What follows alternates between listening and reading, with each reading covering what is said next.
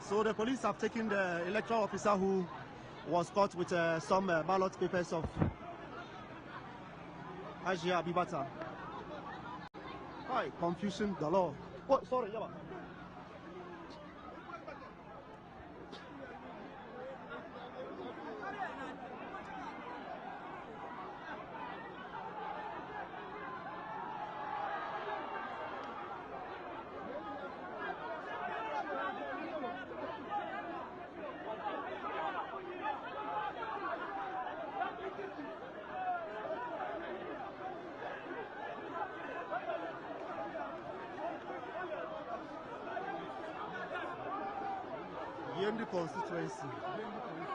Yendi constituency.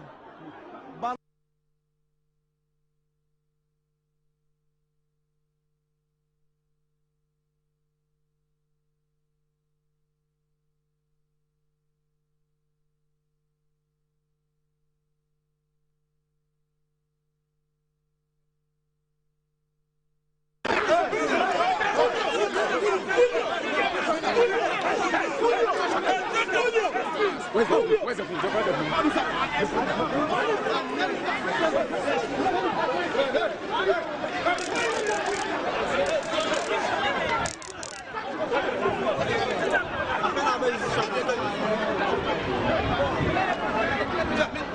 Phone, Baba. Thank you.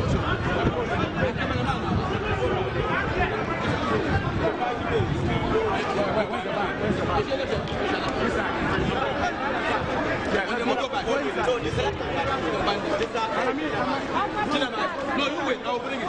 199. It's 495 out of the total vote of 785. So clearly, based on this resource and based on this ballot that has been counted by EC and the ridiculous attitude that has been shown by the other partner or the unknown person who came and destroyed everything, which the police people are on course to investigate, and the person will be arrested and come to book. So the EC has we didn't even find the EC. All the ECs have run away. Look at the time. We have waited till 6 now. We didn't see EC because the EC has been beaten mercilessly. One of the eyes of the EC has spoiled. So, and therefore, based on this result that we had, and countered by the EC, we have declared Alhaji Faruku the new patriotic party, led by Alhaji Masaudu Osman, the national third vice chairman, with the regional chairman, Chairman Samba. We have stand by our national secretariat, which is led by our General Secretary Justin Fripon Kodia, and declare Alhaji Farouk as the parliamentary candidate elect.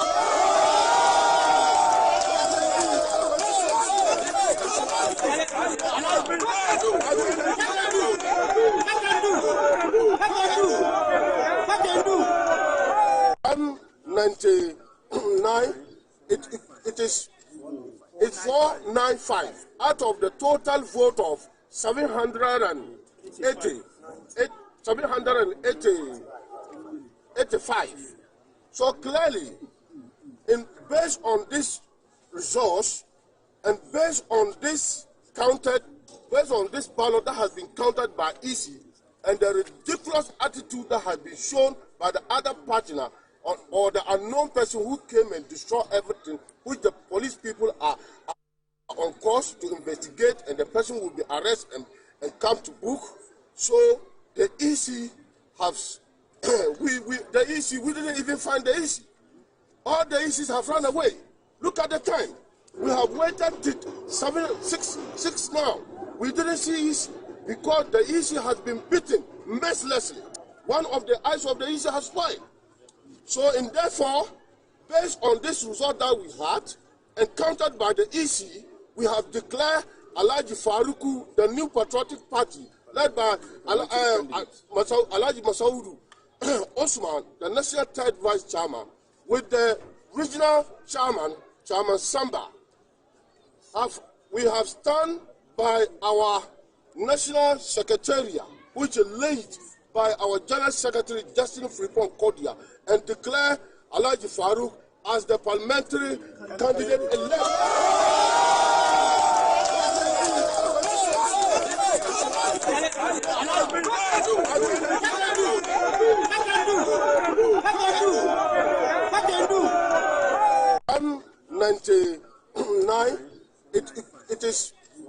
It's 495 out of the total vote of 785. So clearly, based on this resource and based on this ballot that has been counted by EC and the ridiculous attitude that has been shown by the other partner or the unknown person who came and destroyed everything, which the police people are on course to investigate, and the person will be arrested and come to book. So the EC has, we didn't even find the EC. All the ECs have run away. Look at the time. We have waited till 6 now. We didn't see EC because the EC has been beaten mercilessly. One of the eyes of the EC has spoiled. So, and therefore, based on this result that we had, encountered by the EC. That's variable. Bear in mind that the gene here is a number, but we don't know the value of the number.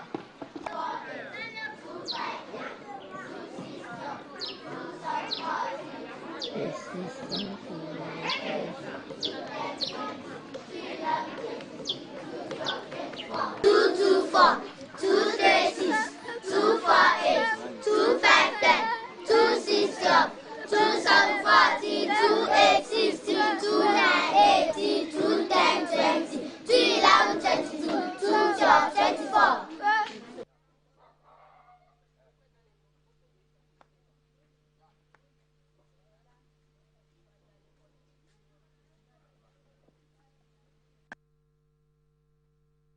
How many days have you been here for?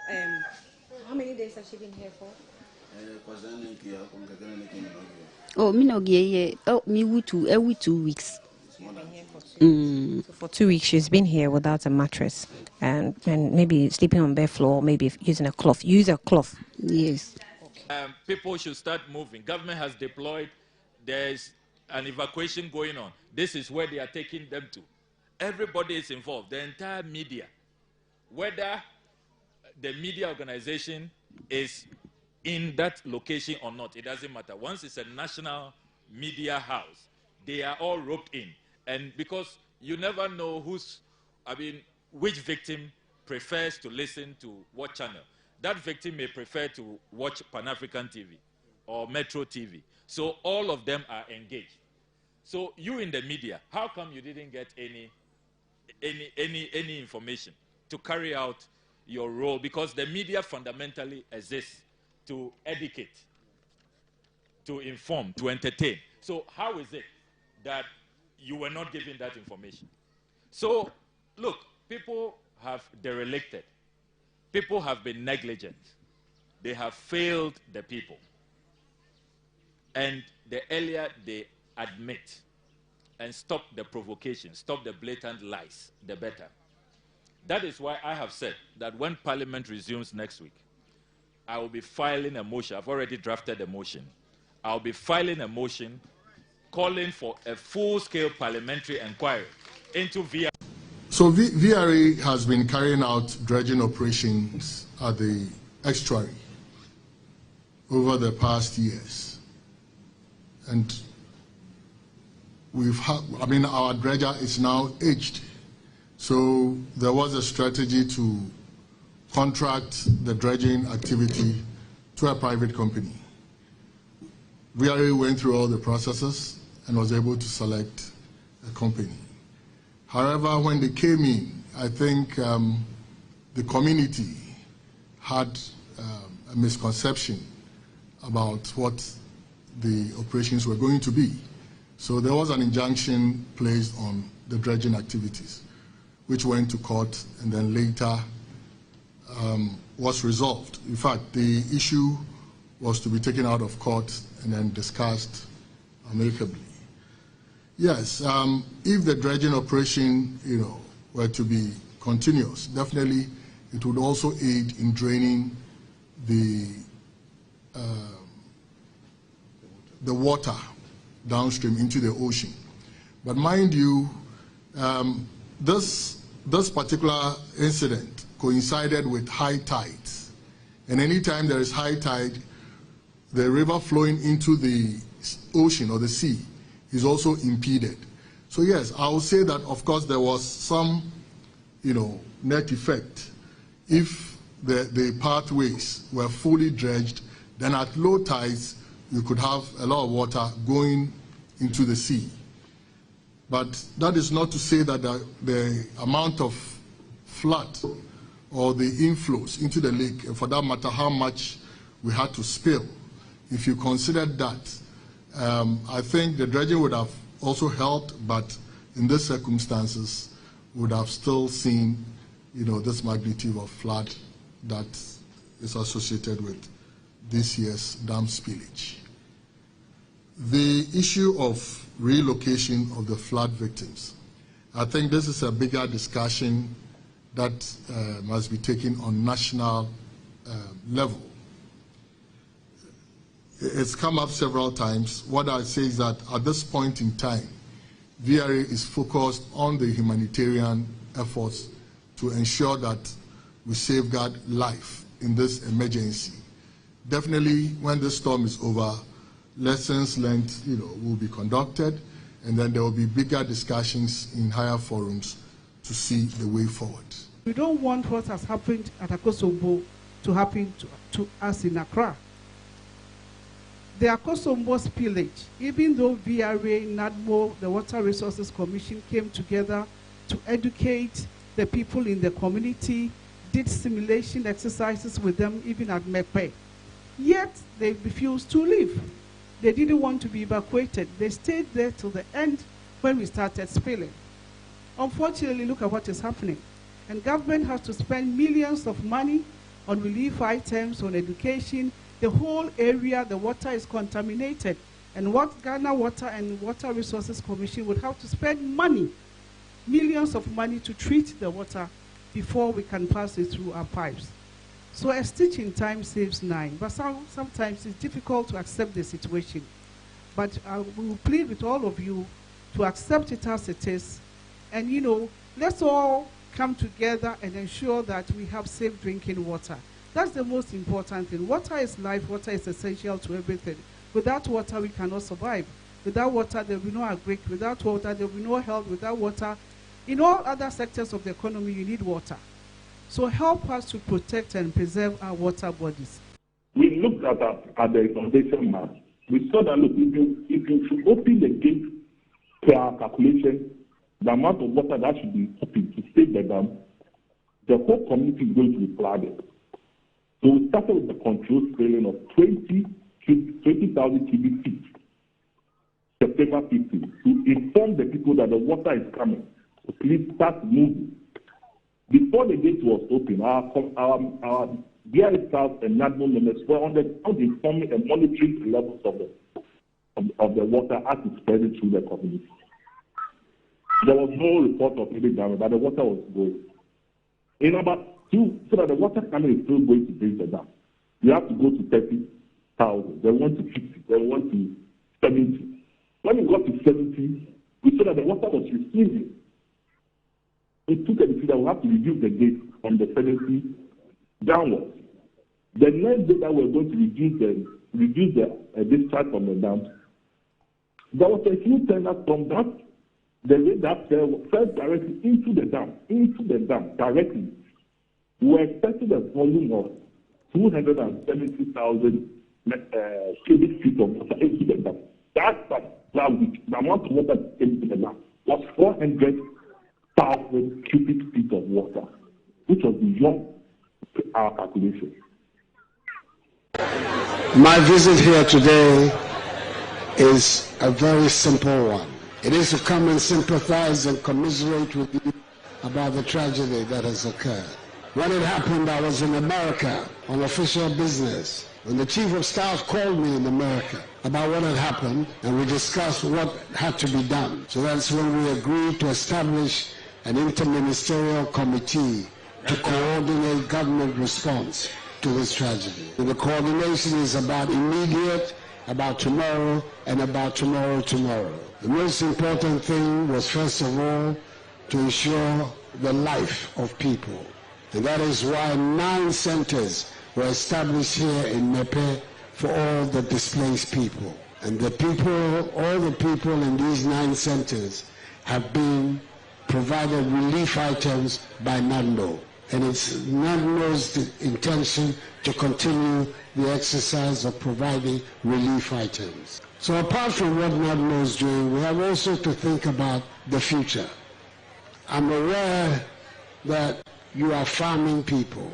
The people who are farming on the banks of the rivers, river banks that have overflown and destroyed many of the farms. So one of the things that the Ministry of Agriculture, the Ministry of Finance, and the Office of the President is going to be working with the District Assembly is to decide exactly the nature of the support we have to give to you when the water has gone away to enable you to do the farming. This is why I'm saying that the committee is working in several phases. One, immediate relief, and then tomorrow.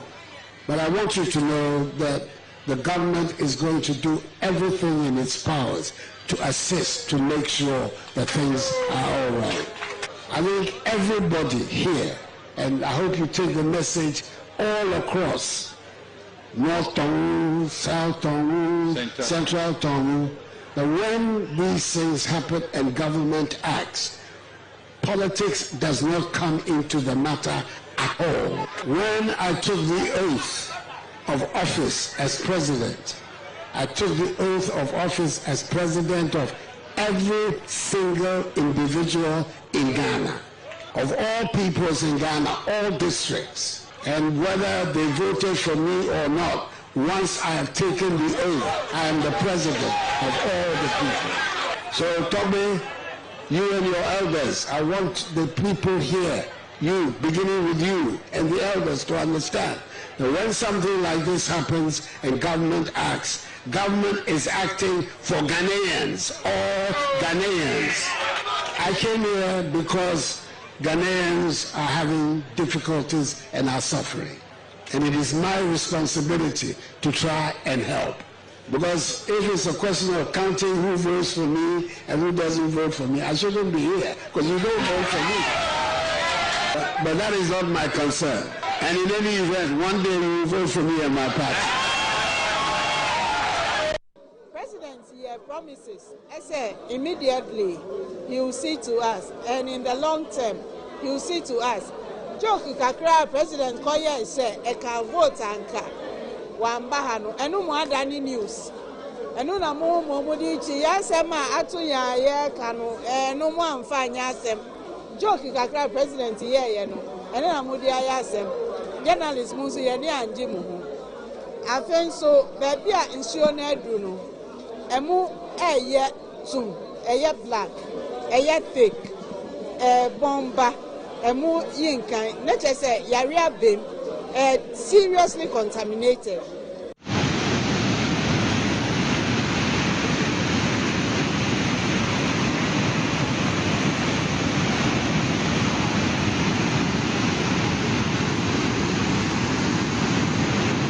This one here, it's a history file. You see that? Wow!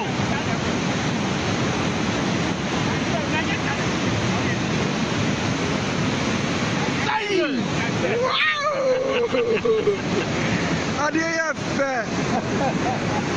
Yay! Put the video. Mr. Video.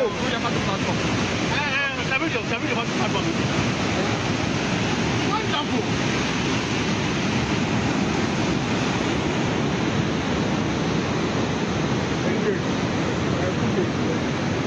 Okay, I don't know. you. What do I do? Oh, you're betting me up. I mean, I'm sure says above the water level.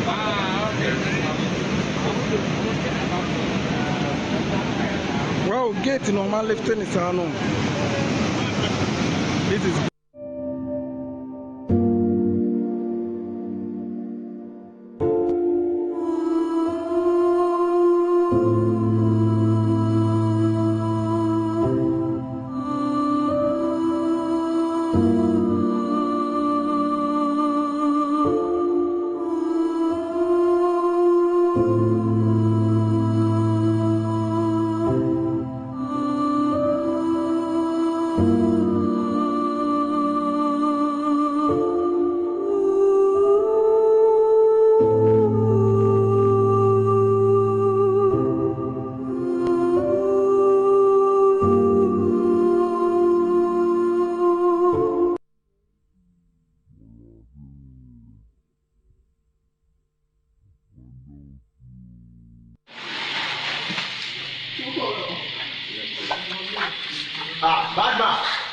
So that's the business block in your shorts.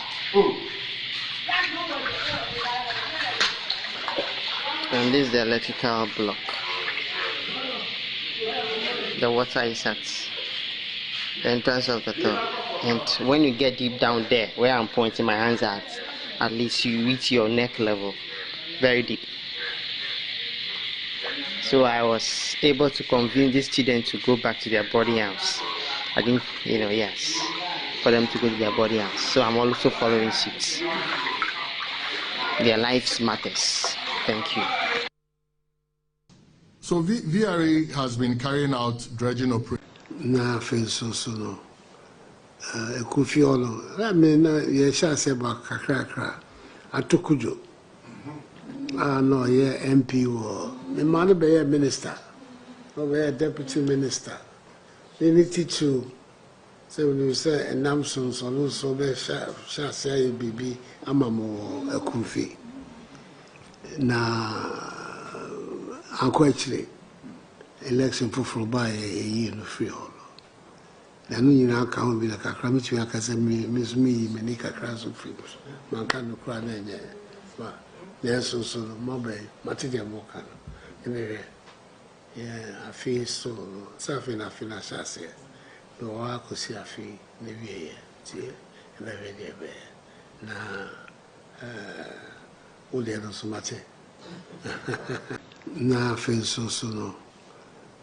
Ekufiolo. I mean, yesha seba kakra. Atokujo. No, yeah, MP war. The man be a minister. Or be a deputy minister.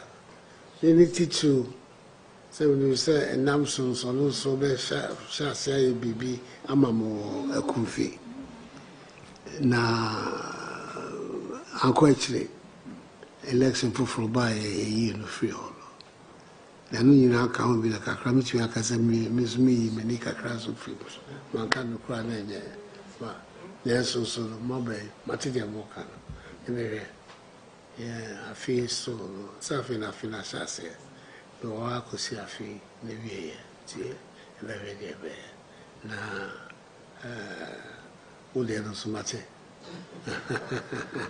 What's it? We, the Nananum of Ekunfi, and our people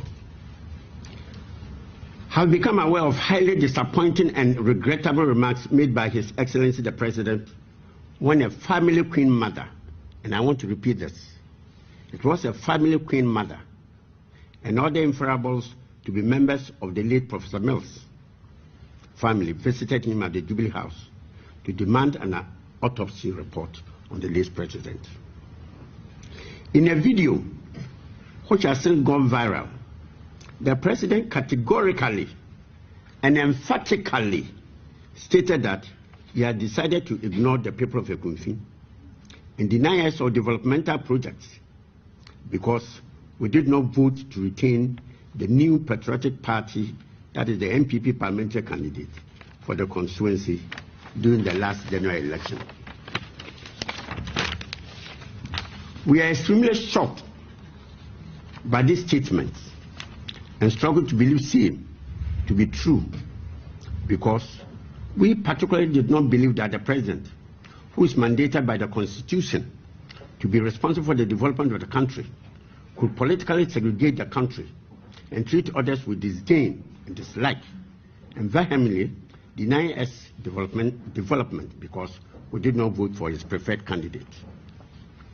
By our understanding of the very Constitution, which recognizes free and fair elections, one of which made His Excellency Nana Addo Dankwa Akufo-Addo the president, there is no provision in the 1992 Constitution which mandates the president to decide who the people of Ekunfi, or for that matter, any other constituency, must elect to represent him in Parliament as their legislature.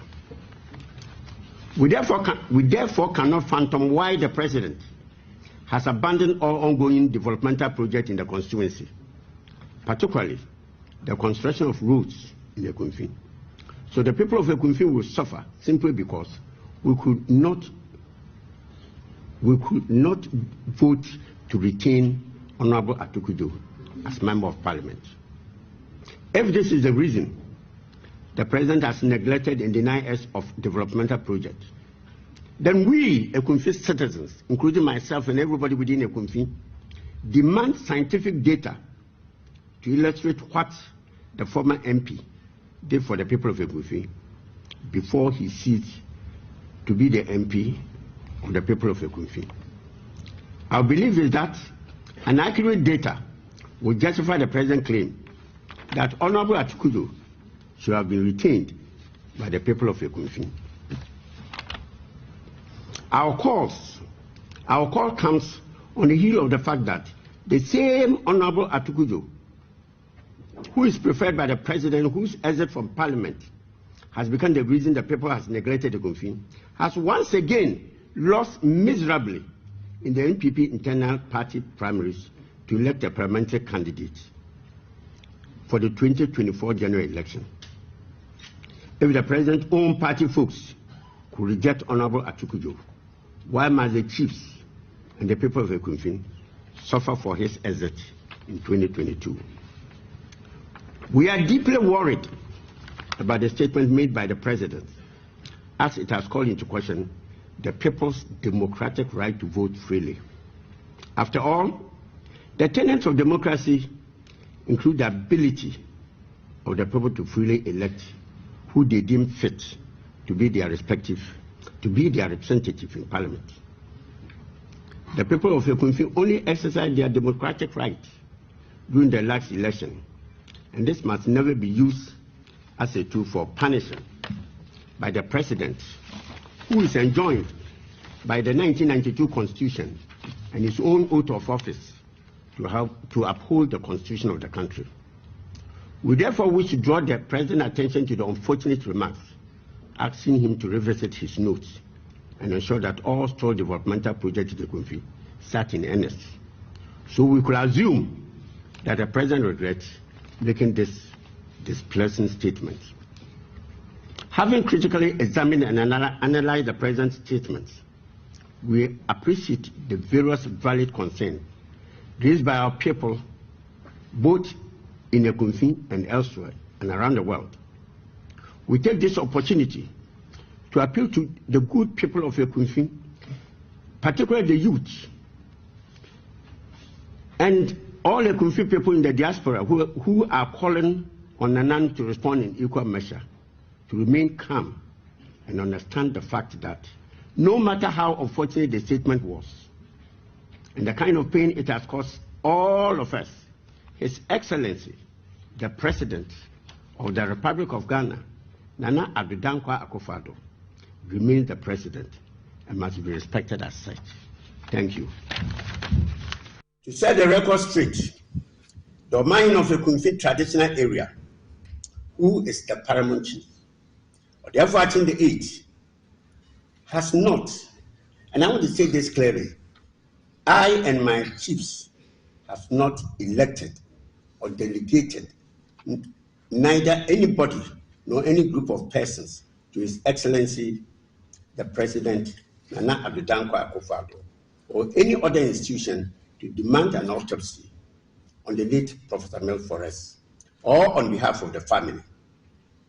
We therefore want to state emphatically that any attempt to link the chiefs of Ekunfi to any such action is malicious, untrue, and mischievous, and must be treated with the contempt it deserves. Ekunfi Nananum, led by the Paramount Chief for therefore action the 8th, also wish to send a strong signal to anyone or group of persons purported to come from Ekunfi or elsewhere and who allow themselves to be used to perpetuate such disgraceful and malicious acts may have to prepare to face the wrath of Nananum. The late Professor Mills must be allowed to rest in peace. The President categorically and emphatically stated that he had decided to ignore the people of Ekunfi and deny us of developmental projects because we did not vote to retain the new patriotic party, that is the NPP parliamentary candidate for the constituency during the last general election. We are extremely shocked by these statements and struggle to believe same to be true, because we particularly did not believe that the president, who is mandated by the Constitution to be responsible for the development of the country, could politically segregate the country and treat others with disdain, dislike, and vehemently deny us development because we did not vote for his preferred candidate. We therefore cannot fathom why the president has abandoned all ongoing developmental projects in the constituency, particularly the construction of roads in Ekunfi. So the people of Ekunfi will suffer simply because we could not vote to retain Honorable Atukudu as Member of Parliament. If this is the reason the president has neglected and denied us of developmental projects, then we, Ekunfi citizens, including myself and everybody within Ekunfi, demand scientific data to illustrate what the former MP did for the people of Ekunfi before he ceased to be the MP of the people of Ekunfi. The same Honorable Atukudu, who is preferred by the president, whose exit from Parliament has become the reason the people has neglected Ekunfi, has once again lost miserably in the NPP internal party primaries to elect a parliamentary candidate for the 2024 general election. If the president's own party folks could reject Honorable Atukudu, why must the chiefs and the people of Ekunfi suffer for his exit in 2022? We will eliminate import duties on sanitary pads to improve health conditions, particularly for girls. It's very important, but what we want to really do is to make sure we produce the sanitary pads in Ghana. Until that happens in their numbers, we are going to eliminate the import duties to bring down the cost. Why should we pass a law imposing tax on sanitary pads? This is unconscionable. It's a cardinal sin. The House shouldn't have allowed it at all. This House shouldn't have allowed it. You know the impact of that law on the human resource development and on the development of this country.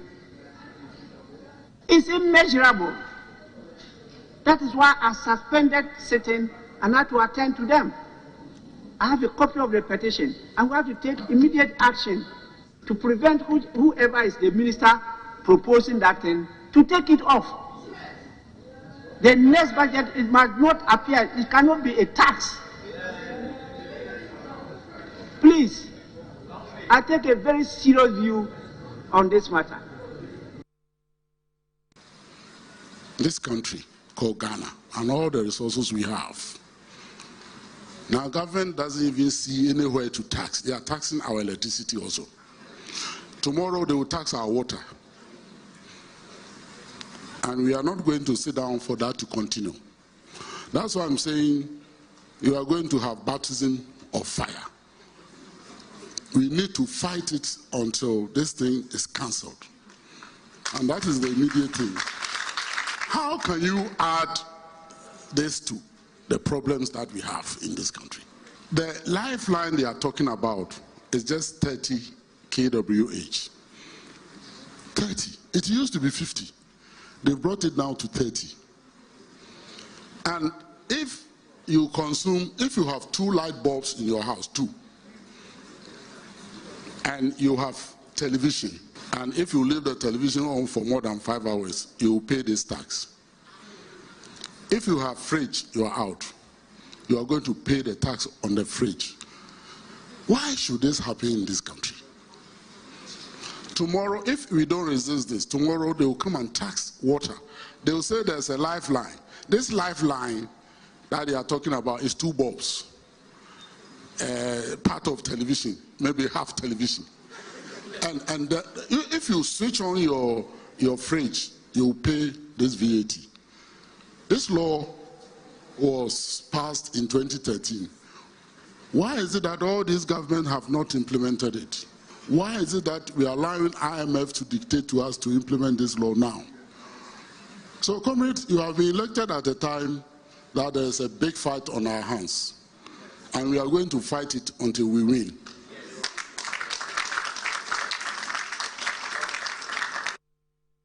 Government, in order to keep the country going, had to incur additional expenditures for the free water, the free electricity, the provision of free food. These were unavoidable expenses that government had to make. So the gap, the fiscal impact of what we had to do has been considerable. These are the efforts that we are now making, which are being resisted by the opposition to us, to try and close the gap. It's necessary for us to do so because that is the only way in which some of these matters can be addressed. It's not going to be possible for us in Ghana to continue forever to be dependent on foreign grants and foreign loans to keep our economy going. We ourselves will have to find the money for our development. And that is the reason why it's become necessary for us to introduce these measures like this famous tax, which has caused so much unnecessary, in my view,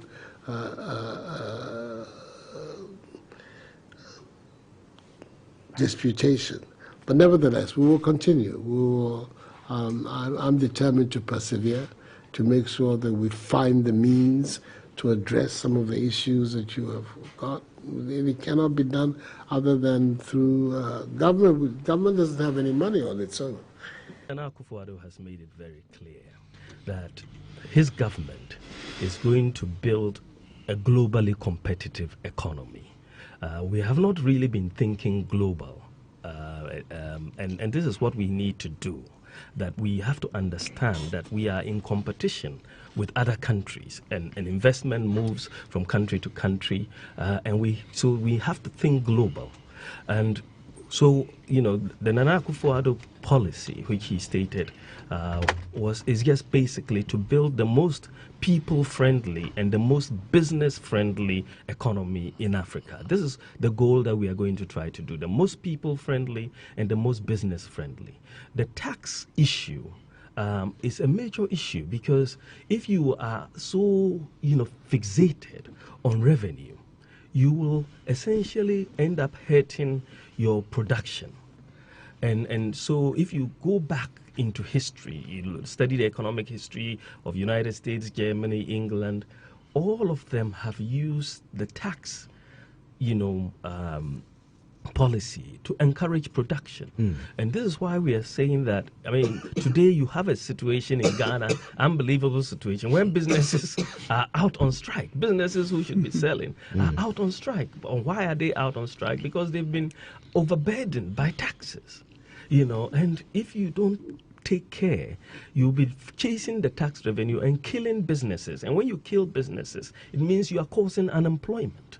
And so if you go back, this is why Nana Akufo-Addo is saying, we need to mobilize financial resources. So why are you going to be imposing VAT on financial services? It doesn't make sense in a country which has got a very large unbanked population, and we want people to bank. We will abolish that, he says. We will abolish import duty on all raw materials, because that has been a policy that will help production. Let the businesses produce. Let them make profit. And when they make profit and employ people, we will get income taxes and we will get corporate taxes. So you don't go ahead to kill the business. No, let them bring in the raw materials. Let them produce. Then you will tax, at the end of the day. And I think that you have a government where you have cutlasses being taxed, condoms being taxed, and even savings. There was a 1% imposition on savings, which was later withdrawn. On investments, on yes. investments, which was later. I mean, even to think about it it's been suspended. It's been suspended. I mean, but even to think about it. Oh, it's now abolished, Yes, is it? Okay, good. Yeah, but even to think about it, it just questions who are making these policies. I mean, what is the difference between the ordinary thief and a political thief? Number one, the ordinary thief steals your money, your bag, your watch, and your jewelry, isn't it?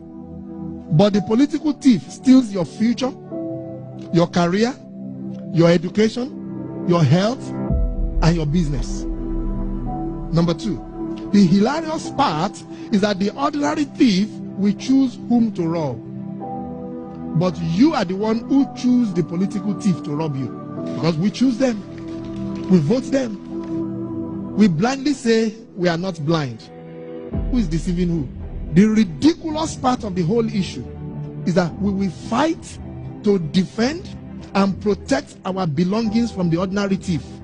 Is it not? But we fight each other to defend and protect the political thief. Is that not what we do? Thugs will be fighting themselves to protect those that are stealing our career, stealing our joy, stealing our health, stealing our success. What a shame. If you reach a certain stage in life and there is nobody who can look you in the eye and tell you the truth, you are doomed. And that is where our country has gotten to. We need to rescue this country. Wallahi. And I feel very terrible as a Ghanaian at this time. This country is in serious trouble, ladies and gentlemen. We are in serious trouble. We need to rescue this country, ladies and gentlemen. The presidency has been so depraved, so muddied, so dirtied, that I tell you in all sincerity as a Ghanaian, that I feel terribly sad today as a Ghanaian. We need to rescue this country. Wallahi. Inshallah. Please don't cry. We shall rescue our country.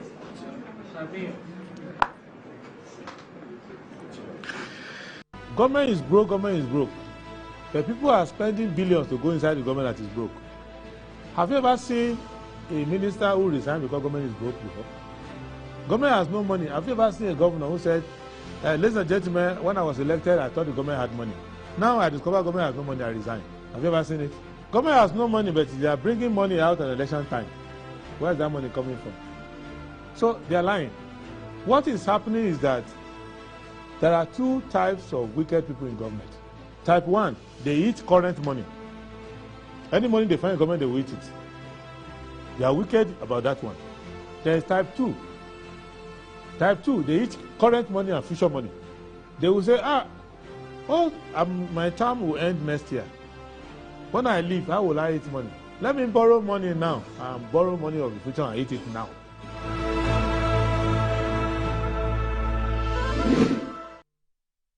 Right, hello, good morning and welcome to the show. This is Good Morning Ghana live on Metro TV. It's a Friday, the 2nd day of February 2024. By His grace, we're live and we're here. We're at another edition of the show. Our gratitude to go to Mosaic God for rep, privilege of being alive, and of course the opportunity of having another conversation around the top stories making the rounds here in our dear Republic. I'll let you into our panel for the morning's conversation shortly. Let's take a look at the front pages of our newspapers. Daily Graphic. Criminal justice reforms before Cabinet, Attorney General. Ensure violence-free election, Reverend Dr. Punifri Mpon to political leaders.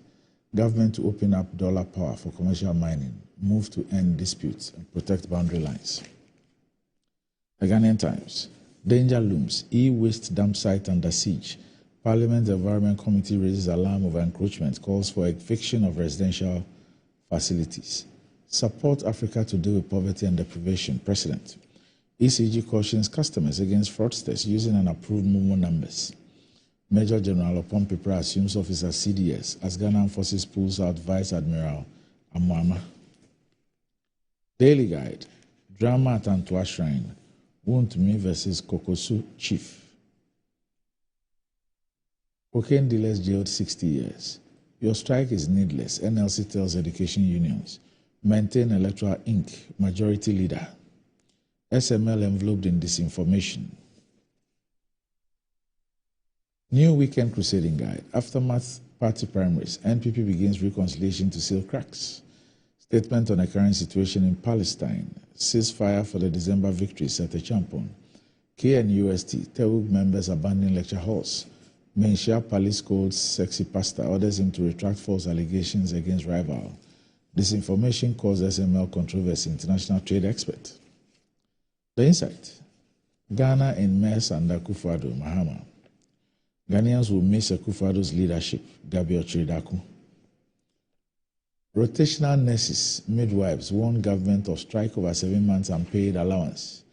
Ghana uniquely positioned to tap into key trade corridors and benefits. Marco Forgione. Israel's collective punishment of Palestinians in Gaza unacceptable, says UN chief. The Informer. As Ghana performs poorly in corruption fight, OSP serves useful purpose. Kisi Ajaben. Mahama accuses Akufo-Addo of discrimination against NDC strongholds. Towards improved service delivery, building capacity of parliament staff, my focus, Bagbin. NPA adopts open tender at last to reduce importation bureaucracies and cost of LPG. Huge deposits of gold uncovered at Bole. Lands Minister reveals, calls for partnership to harness resource. The Inquisitor. As his legitimacy in office is questioned, GRA boss on suspicious trip to India. Ashanti region wants DMB Napo ticket, Vincent Asafua. Godfred Oparajan writes, Ghana's embarrassing position on CPI and why OSP should be allowed to work. Sami Jemfi bombs Nana Baumia on corruption fight. You will fall trying to contest me in 2024. Afenyo marking to opponents. The Herald. Ken Oforiatta sabotaging Baumia's presidential bid with excessive taxes. NPA cuts costs and inject efficiency in LPG importation. Wasteful GFA sends verbal assassin after Ablakwa for questioning 132.9 million cedis AFCON expenditure. Under surveillance, Gabi will be pulled back from retirement to account. NDC MP assures.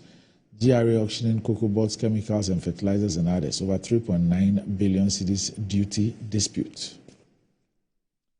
The Daily Statesman.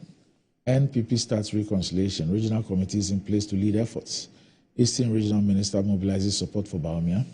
Shelley Ayoko-Botwe to deliver CFR Ghana lecture today. AG. Major Mohammed's case will lead to trial reforms. UK approves £2 million climate finance for Ghana. The New Finder. ECOWAS, World Bank invests $150 million into Agric under FSRP to address challenges hindering food production in Ghana. Supreme Court petition over Kaleo chieftaincy dispute. Ayoko-Botwe to deliver 5th anniversary lecture for Council on Foreign Relations. Local processors to buy cocoa directly from cocoa marketing company, Cocoa Board. Daily Post. Fight against corruption lost under corrupt Akufo-Addo Baumia, Sami Jemfi. IPAC, NDC to insist on communicate after every meeting. We'll pull you out of your premature retirement, NDC to Gabi Ochiridaku. I will probe Krobo ECG or Krobo ECG impasse and sanction culprits, Mahama. And finally, the good old Catholic standard. Don't vote for self-seeking politicians, Bishop Kumoji to Ghanaians. Church in Africa sees signs of progress and vigor, Cardinal Onayekan. Dr. Baumia cast salt for Wager Leprosarium Kitchen Project. Be open to new opportunities and challenges. Heed the voice of stakeholders in making electoral reforms, EC urged. Editorial, Boku conflict, time to explore new mediation approaches. And that's about it. For the front pages, we'll be back shortly.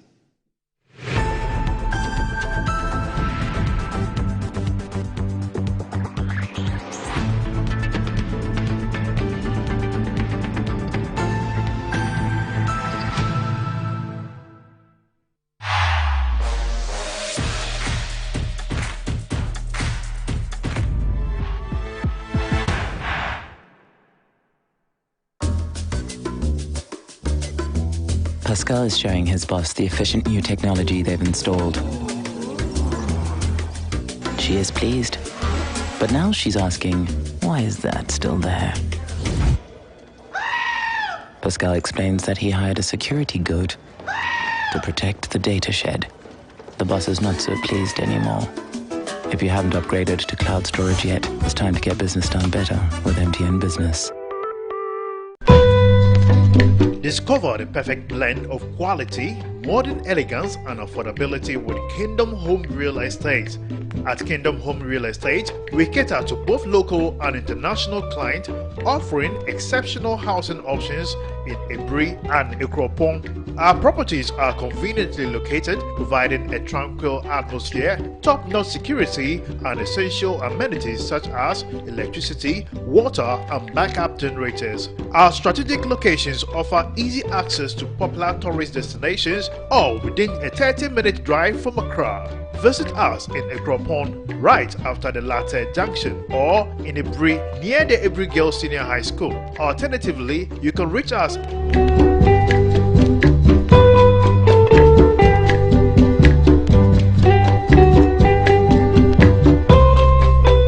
Kingdom Home Real Estate, where your dream home becomes a reality.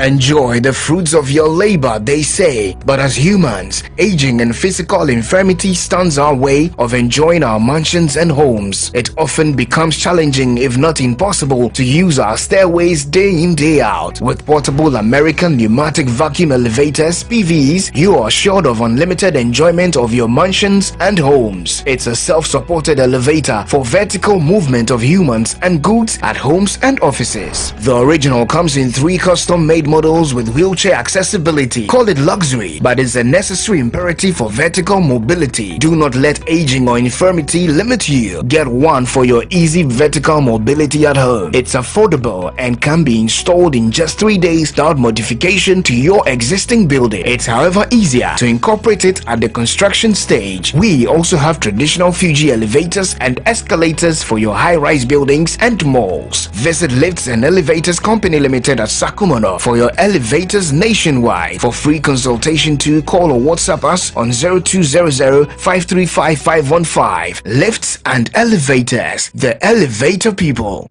For over 20 years of serving the world with herbal and alternative medicine, we've been successful in treating complicated medical conditions with a perfect combination of herbal and alternative methods of treatments like homeopathy, naturopathy, reflexology, and many more. We deliver excellent and effective service to people from all walks of life through scientific and traditional means. We have a well-equipped laboratory with advanced diagnostic and treatment devices to help detect your illness, so we know the right medication to be given. At Amen Scientific Herbal and Alternative Medical Hospital, we are proud manufacturers of our own herbal medication.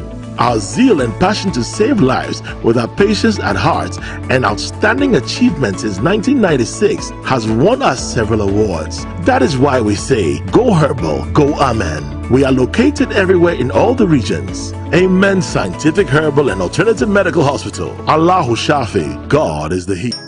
On my long and stressful days, I long for the refreshing company of my favorite companion. Wow, my favorite.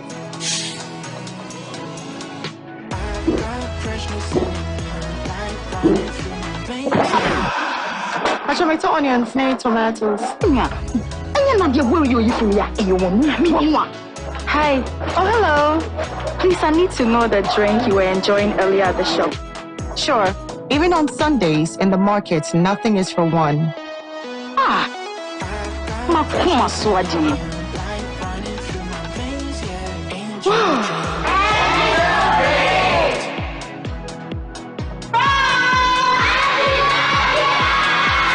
Guess what I brought?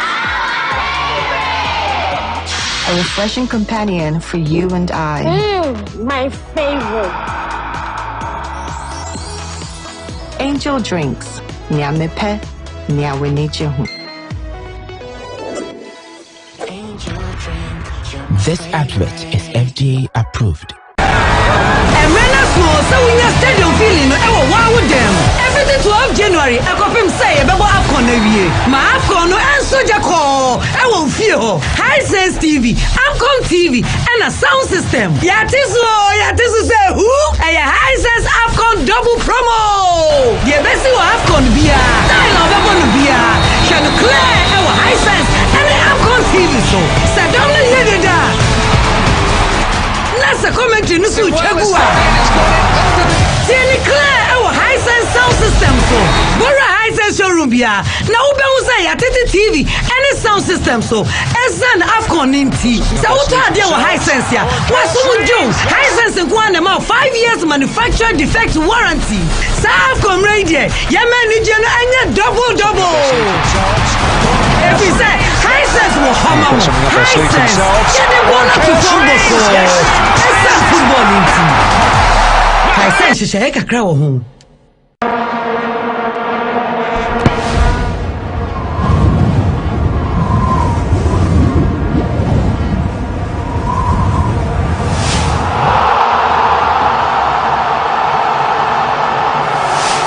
Star Assurance, your solid partner.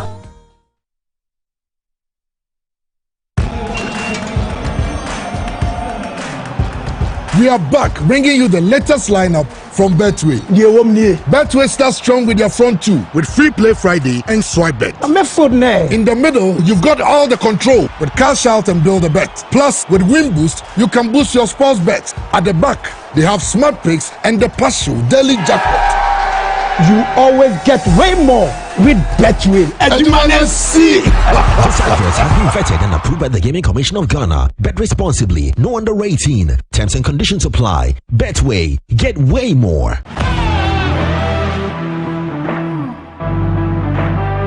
The biggest car center in Ghana, offering unparalleled round-the-clock service in autos and accessories.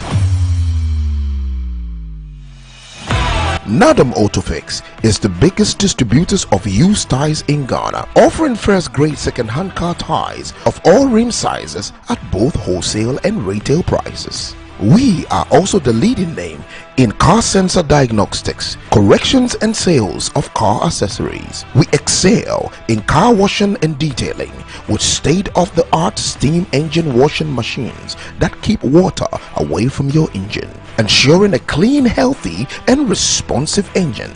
Nadam Autofix, the first name in servicing, car accessories and car washing. Visit us today and experience the world of class difference. Find us today at Asoridaho, directly opposite Dansoman KFC and the Shell filling station.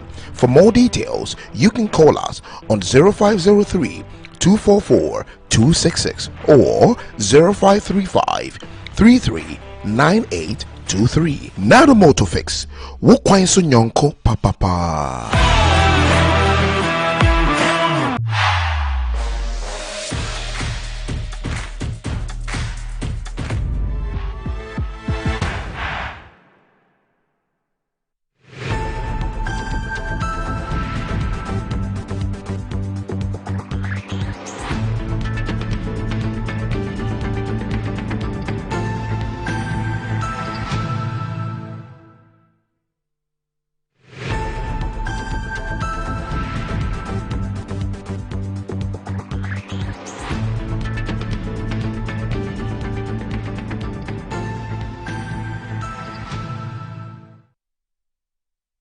Right, welcome back to the show. If you just joined us, this is Good Morning Ghana live on Metro TV. With me on the show this morning, I have a former member of parliament, former minister, and the MD of STC, Nana Akomia, here with me on the show. Nana, good morning. Morning, Randy.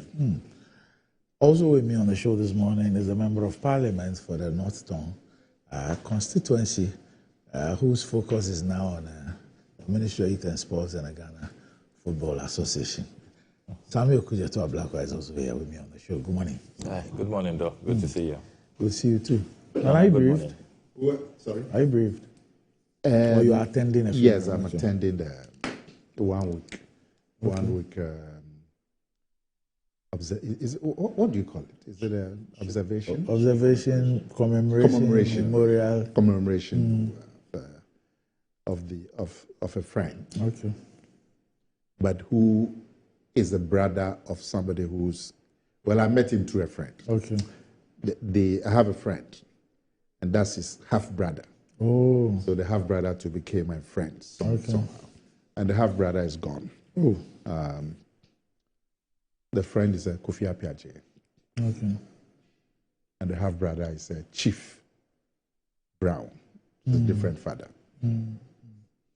48-year-old man. Oh. Yeah. Accident? No, liver complication. Oh, no. So these things, this routine test, we should be doing this liver thing regularly. But there's something that, in the area of health, and it's something we mentioned a couple of times on this show, that if you check out the strategies of some of the developed countries and other places, over the last 20 years, there's been this huge shift and focus on preventive rather than curative. Because if you look at the health spend, you see a lot of the spend is on creating facilities and everything on the creative. Yeah. But then research shows that if you spend a lot more time on the preventive, one is cheaper, less costly, it cuts down your expenditure on the creative, and even helps with manpower and all that. The time people spend in hospitals and all that. I'm wondering when we will also seriously, look at a strategy on the preventive rather than the curative, because we all speak about, we don't know exactly what the issue is, but normally when issues about kidney and all those things come, they give us a lot of reasons, and many of them suggest that it could be prevented. But sometimes we don't. It could be lifestyle, it could be wrong medications. Some of these things are common sense. When we were little children, we were told in primary school that prevention is better than cure. So really, we've known since we were little children. But we've not acted. It's best. We do. We've been told several times that excessive alcohol can affect your liver. Excessive salt can affect your kidney. Drink a lot of more water. It helps. We have these messages all the time. It's just that maybe it's not coordinated, but we all hear of these messages. Too much alcohol will mess up your liver.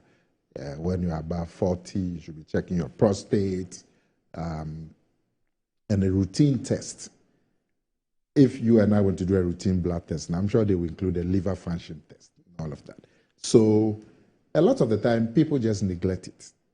If you do your routine test once a year, they'll do your kidney, they'll do something for prostate, they'll do something for liver. Then you can detect early. Many times when it leads to death, it means people did not see it until it was. And I would not be surprised if that's what happened in the case of my friend. And they are doing the event at Odoko. So there's a place called Page Event Center. Very sad. So we'll be there to show support. Very sad. You know Frank Apiaje? Yes. Yes, so that's the stepson. Frank Apiaje's son is Kofi Apiaje. Yes. Is the one who lived abroad? All of them lived abroad. Okay. Kofi Apiaje lived abroad, including the half-brother who's passed. So that's Frank Apiaje's son. Yeah, you and Frank are very close. Yes. And so, of course, the woman, Kofi's mother, married and got other kids, including the Browns. Oh, that's sad. Okay. Condolences, Nana. Condolences. Thank you. He was quite a pleasant man, very pleasant, very generous man. Oh. Okay. Our commiserations to the family. But imagine getting rewarded for. But we're looking for. Oh, sorry. You are reading your adverts. Imagine getting rewarded for doing something you already do every single day. Sounds too good to be true, right? Well, that's exactly what Momo Season is all about. There's something for everyone. Download the Momo app on Play Store, App Store, and use Momo Pay for your day-to-day transactions to a merchant, either through the QR code or merchant ID, and stand a chance of winning 1,000 cedis weekly and other amazing prizes. Merchants are not left out of the reward. Receive payments and win. Keep using your Momo Pay on the Momo app and get rewarded. There are lots and lots of exciting prizes for everyone. So what are we doing today? Transact more with Momo Pay, earn more points, and win big this Momo season. Visit momomerchantapplication.mtn.com.gh for your Momo for Business account today. It's Momo season, so just Momo it with Momo Pay. Terms and conditions apply.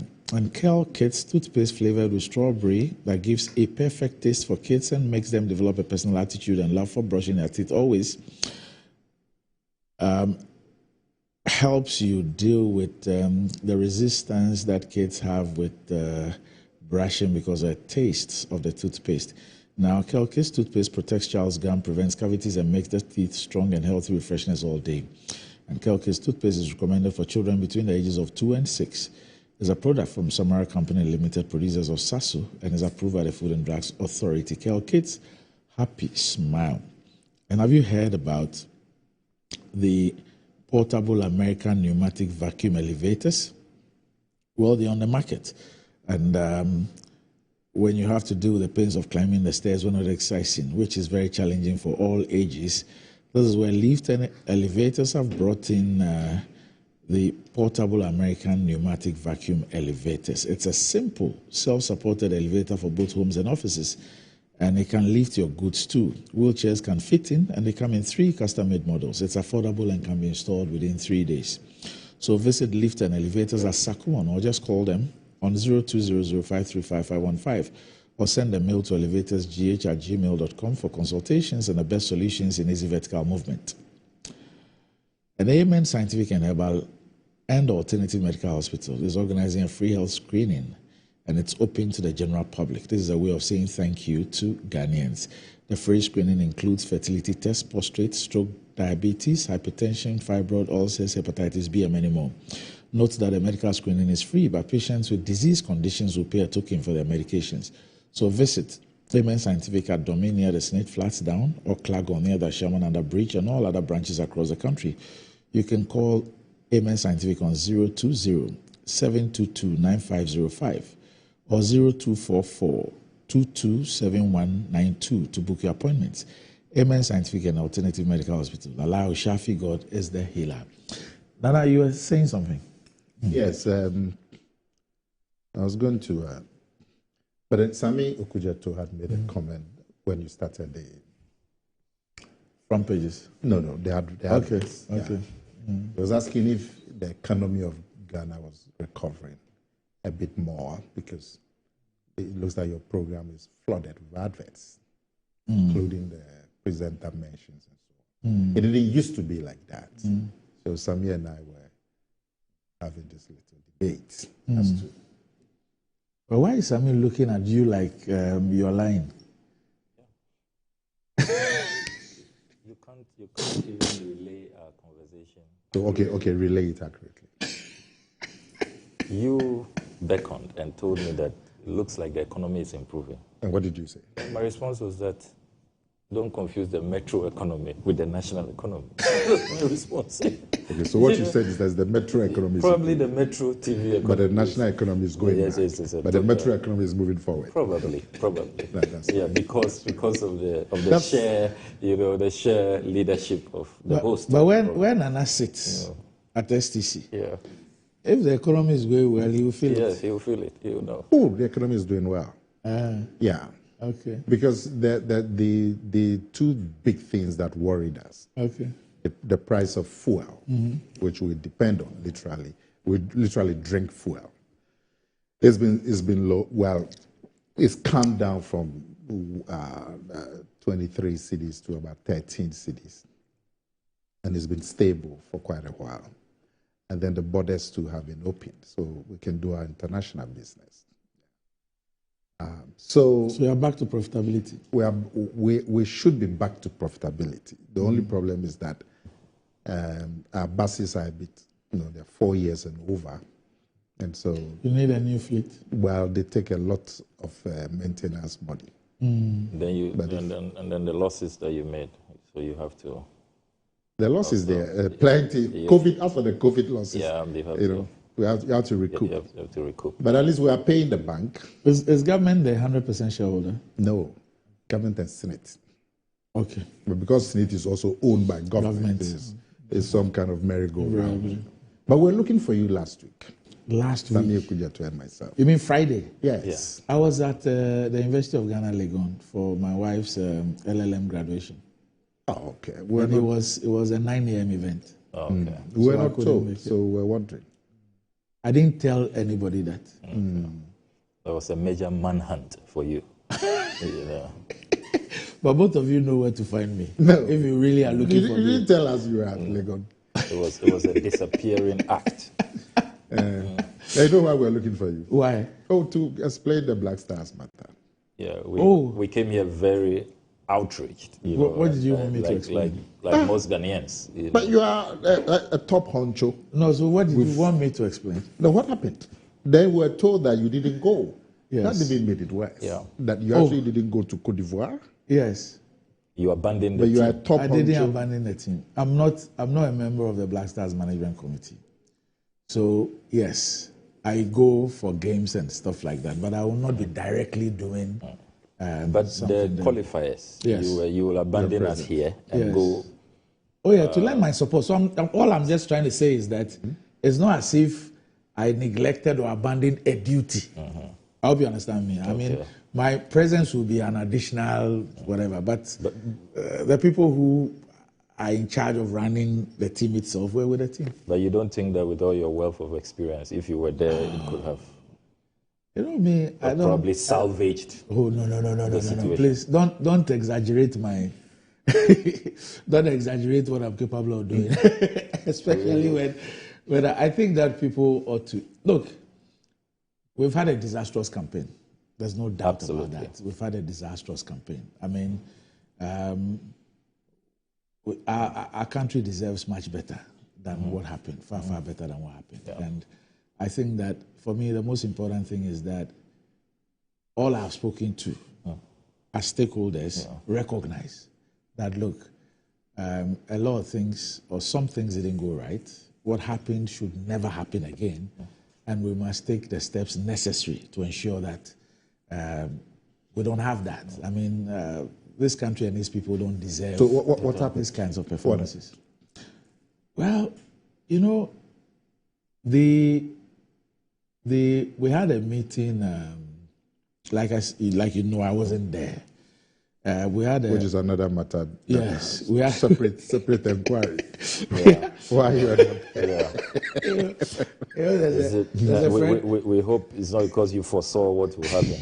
So you smartly removed yourself. No, if he was there, maybe what happened could have been ameliorated. One of my colleagues that's said another. But you, Papa, tell you say the thing will go be. You know, tell all of us.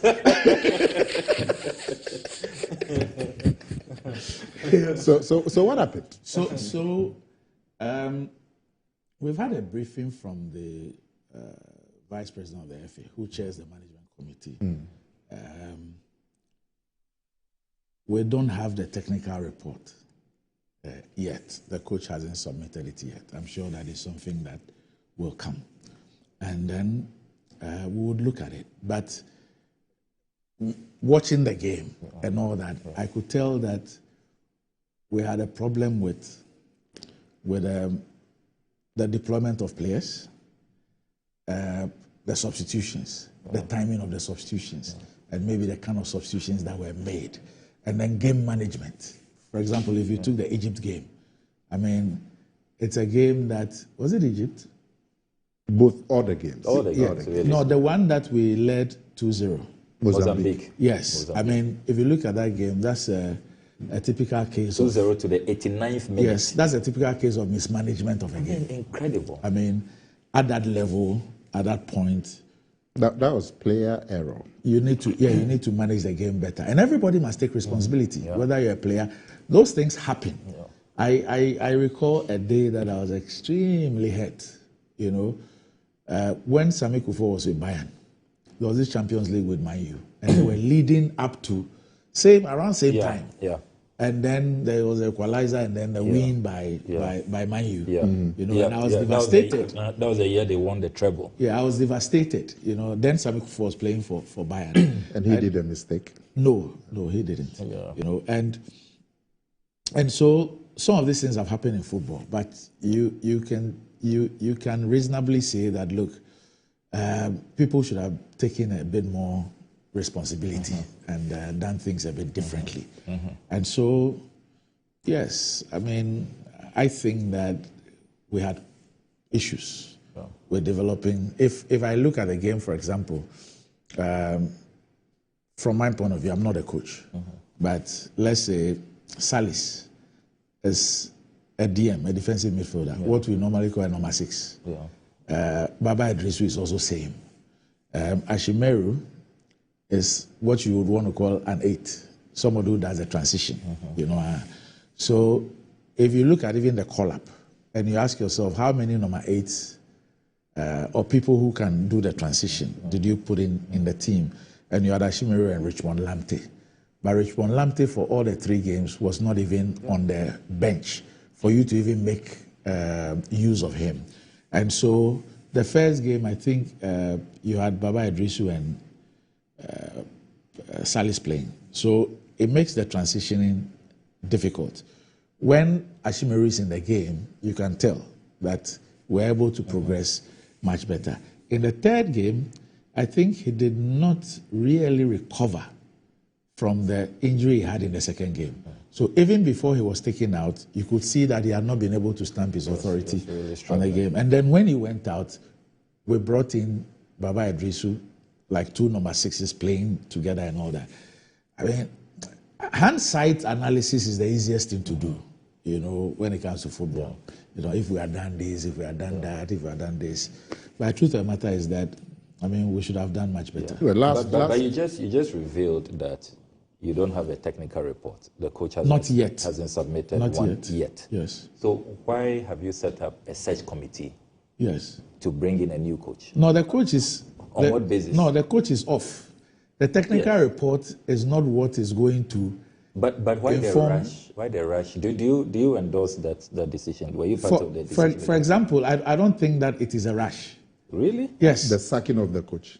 No, appointing a search committee. Yes. Yeah, but to appoint a new coach when you don't have a technical report, you haven't done a postmortem. Before that, a review. You've just finished the tournament. But we keep changing. Yes. Why sack the coach that very day or the next day when you haven't even had a technical report? Well, you know, and then appoint a search committee. Let me tell you something. In some, if you take Cote d'Ivoire for example, they didn't even wait for the tournament. They sacked the coach. Shouldn't we be better than Cote d'Ivoire? No. So the Cote d'Ivoire, they had a situation on their hands where they didn't leave the tournament. No, but I'm saying that at the time they sacked the coach, they didn't even know what their fate would be. That's what I'm saying. Whether they are going to go out or not. But one, we should be better than Cote d'Ivoire. Yes. 2, so Cote d'Ivoire was faced with a situation where they found themselves progressing. No, they took the decision long before that. I'm saying. So if they had not they only progressed because Morocco beat another team. But that's what I'm saying. In the final game. So otherwise they would have. They had a situation where they sacked their coach. Yes. And then they found themselves still in the tournament. Yes. And then they didn't have a coach. They had a coach. They didn't have a coach. They have sacked the coach. No, but they have a coach. Yeah, they have a coach. Assistant coach. Yes, he's currently the coach. So what happened is that Cote d'Ivoire actually sacked the coach in the middle of the tournament. Yes. Which we should be better. So now, why do you sack the coach? We didn't do that. Yes. The decision was taken only after we left the tournament. Yes. And now how are you going to get your technical report? You've sacked the coach. Oh, he will present it. Well, really? The coach also might have some... Which may come after you have selected a new coach. Yes. Is that no, the technical report basically... Is that a tidy arrangement? You don't need that technical report to appoint a new coach. You don't need that. But you need that for your you need that to inform, assessment of your performance in the tournament. Yes. And to inform the kind of coach that you need. No. We are clear. We'll be clear in our minds the kind of coach. How can you be clear when you don't have the technical assessment? Now, no. If you have waited, we keep doing this. Why the haste in sacking the coach? Haste. What was hasty about that? Then you've lost the tournament. A coach has less than one. A coach has a contract. One of the KPIs is AFCON. Yeah. Yes. And you've gone to the AFCON and the coach didn't deliver. What do you wait for? It's part of his KPI. I really don't so have if you had waited for a week or two, done your assessment and all this thing, what will it change? What will it change? What will it change? What will it change? Because you see, the same team has an assignment next month. What will it change? So you should sack your coach. Yeah, what will it change? It doesn't change anything. You get your reports, you're able to do your reviews. Yes. And that will inform the kind of coach that your search committee should be engaged in. But before that, there's also the issue of accountability. How budgeting is done, why Parliament is not brought into the picture. Parliament is not made to approve the budget. You tell us you are going to spend, and then when you come back, you'll account. When you say you, who are you referring to? I'm talking about the Ministry of Youth and Sport. But I can't speak to that. I can't speak to that. But I see a certain collaboration. Like I can't speak to that. The thing is that... But the budget... So, Sammy, let me take you through the process. Let me take you through the process. I'll be surprised. For example, when the Ministry of Information presents a budget to you, it is a budget that includes all its activities for a financial year, not so? Yes. Okay. Now, in approving the estimates of the entities under the ministry, they all go through the committee and all that before it is approved. Yes. Okay. Now, the FA's budget does not go to the Ministry of Government, the GFA's budget. What goes to the ministry has to do with the budgets of national teams. That's not the GFA. Yeah. The GFA's work goes way, way, way, way beyond national teams. So it is only the component of national teams, which the state funds, that is submitted to the ministry. I want to believe that that is what is captured in the ministry's overall budget that it presents to Parliament through the Ministry of Finance. I hope you understand what I'm saying. Yes, the FA for the year, the national team activities, there will be budgeting. Yeah. That budget will be submitted to the ministry. The ministry, I know, they normally will take it to Chief of Staff's office before it goes to finance, and approvals and things are done.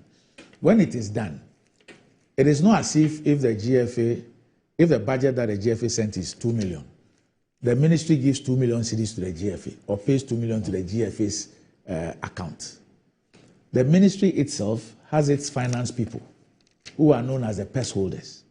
They are those who accompany the teams, or they make those expenditures. So, for example, if the Black Stars is playing in Accra, or Under 20 is playing in Accra, and they are staying at Alisa Hotel, the GFA would have done the budget to say that maybe 30 people times 20 rooms. A room costs X amount of money based on the rates given. But it is not, the money is not given to the GFA to go and pay Alisa Hotel. The ministry itself will go and make that payment to Alisa. So you are saying that you submit the senior national team's budget to the ministry? All national teams. In this case, in AFCON, yes. The case of AFCON, to the ministry? Yes. But are you aware that that budget you submitted to the ministry didn't come to Parliament? I wouldn't know. Because I have this is the budget estimates for request for approval submitted by the Minister for Youth and Sports on the 11th of December 2023. And if you look at the breakdown of the budget, it's 195.7 million, page 19 of the budget. And out of the 195 million, 150 million is going into the 13th Africa Games. The rest is for general administration, National Youth Authority, National Sports Authority, just about 45 million. It doesn't include the budget for AFCON, which, as you know, the intercepted documents I put out, $8.5 million, that works out to about 105 million cedis. It's not included here. So the ministry did not forward the budget that you gave them. They didn't bring it to Parliament. The GFA is not involved in that process. So why is the ministry doing that to Parliament? I don't know. I can't answer. You, fortunately, Sami, you are a member of Parliament. You can ask an urgent question of the minister. Yeah, we've drafted for the minister to come and explain to you why what you said has happened. Yeah. The GFA does not submit a budget to Parliament. Yes. The GFA is not in a position to do that. Yeah. The budget must come through the minister. The GFA does not even approve a budget. Whatever the GFA sends there, the Ministry or Chief of Staff of Finance can, and budgets that are sent by MMDAs, it is not everything that they send that they get. Sometimes they get, sometimes they don't get. But it is out of your hands. Once you submit it, it is out of your hands. And I've told you that, for example, unlike maybe MMDAs, who the money, the releases are made to them, and then they do the spending, and then they have to account for it before the Auditor General goes to audit them. In the case of the national teams, the GFA submits the budget. The GFA is not involved in the approval process unless the GFA is needed to come and explain something. When the approval is made, whichever approval is made, the spending officers, those who have access to the money, those the money are given to, it's not the GFA. No money is given to the GFA to say, let's say, AFCON, $5 million have been approved for you. Yeah. We have paid the money to GFA coffers. No, you are GFA right. GFA go and spend the money and come and account. You are right, because the bank advice of 12 January 2024, the money was paid into the first tranche of $5 million, was paid into a Bank of Ghana account known as a Women's Sports Development account. I wonder why a Women's Sports Development account, which is at the Bank of Ghana, which is controlled by the Ministry of Youth and Sport. So you are right, not the GFA. So when you go on such trips, you see accountants from the ministry. They are those who do the disbursements and payments. And so, for example, if you are in the contingent and you are entitled to a per diem, they bring a sheet. If they give you a per diem, you sign against it. But the release of the money, the spending of the money, the accounting of the money has absolutely nothing to do with GFA. In fact, when the national teams play, you see the national team play at all the stadia and everything, they get proceeds. It doesn't come to GFA. It goes to the ministry. There's a national team, whatever. So it goes to the ministry. So when you see the Black Stars play at Baba Yara, the stadium is full, whatever.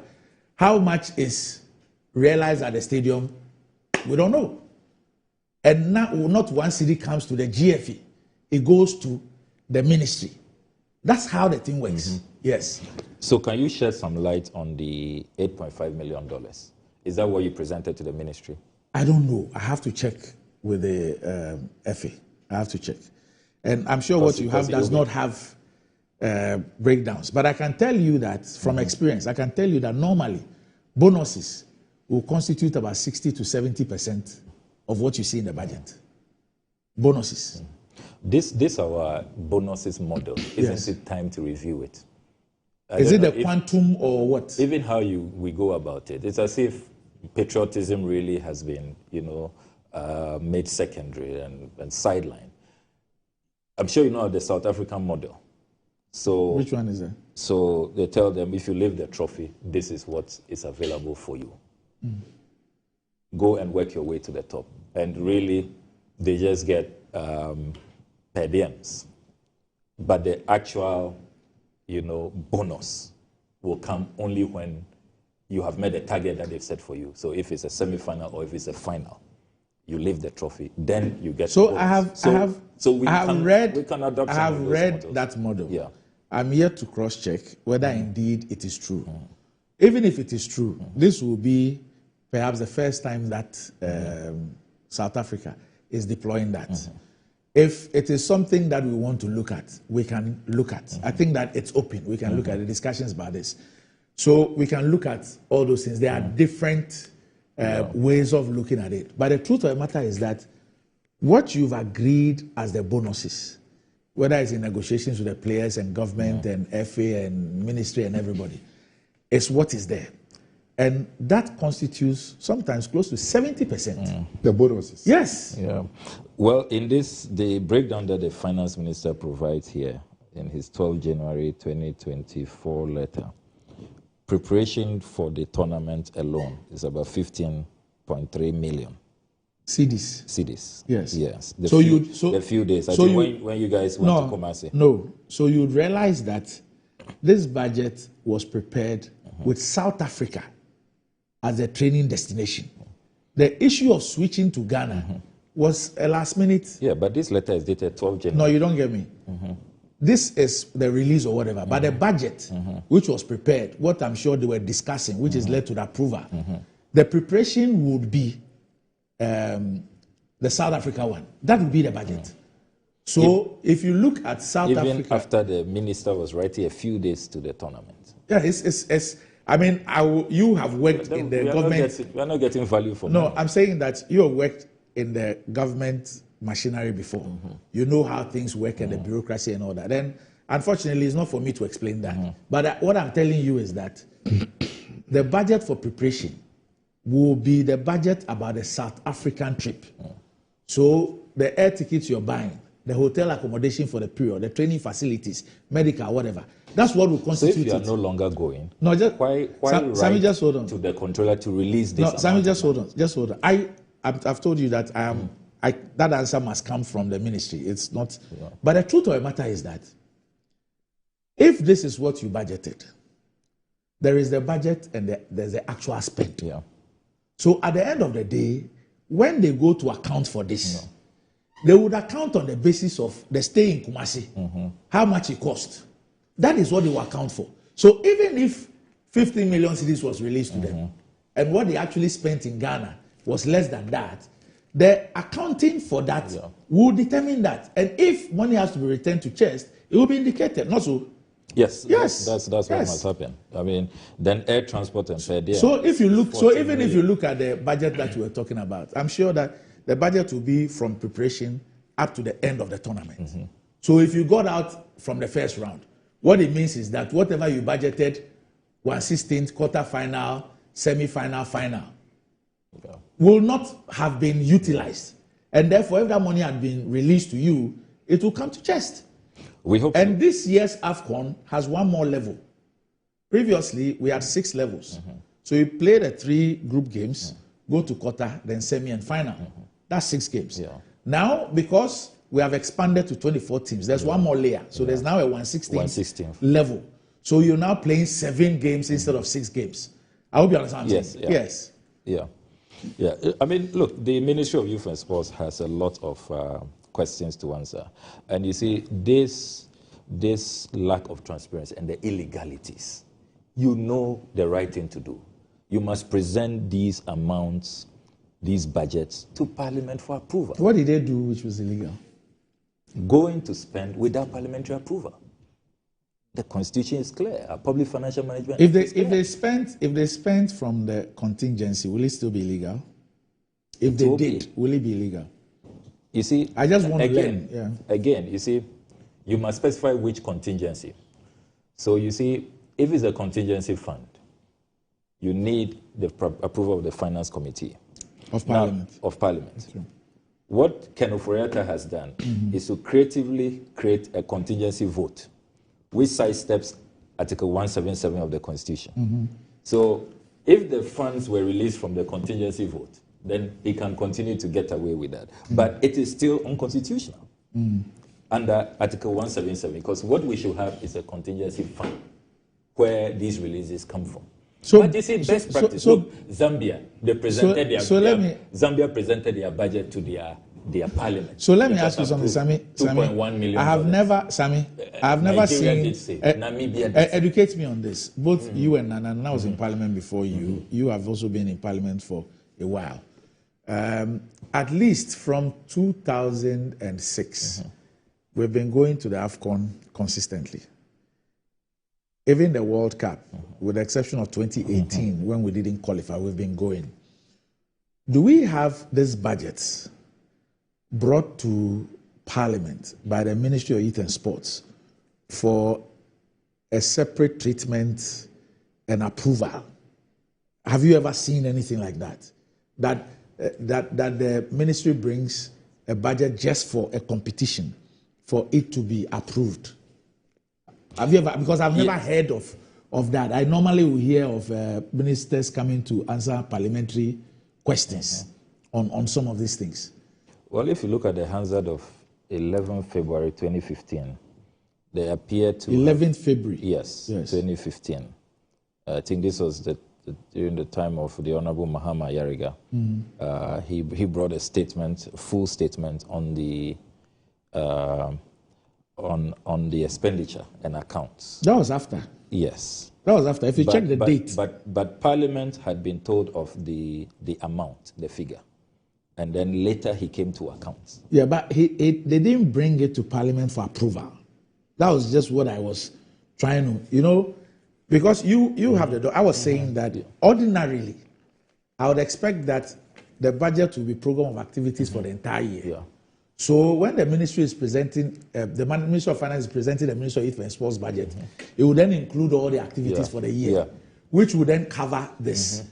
So I have not seen or heard at any point in time a budget for a particular activity being brought to Parliament for approval. So that's why I asked. I mean, because you have been there, whether indeed or Nana, whether indeed you have seen a situation like that we're going to a tournament and the tournament specific budget is brought for approval. It should be part of the budget for the year. Okay. Because you see, we don't approve specific activities. Yes. So when you present the budget for the year, it should be part of it. In this case, it was not. Only the 13th African Games was included, which we approved. And they haven't started that yet. I think that's a few next month, weeks away. And we know that is 150 million from what we approved. But for AFCON, there was nothing like that. It was not included. So it should have been there. Okay, AFCON, this is how much we expect to spend. Then later, you come and account to Parliament. And it was not in a 2023? No, it was not. Because this tournament should have been held in 2023. Yes, it should have been held in 2023. I have the 2023 presentation also here. I guess the good thing. And it was not included. I guess the good thing is that you have the opportunity of bringing the ministry or the minister to come and give answers to these questions that you do have. Yeah. Yes, we'll be doing that.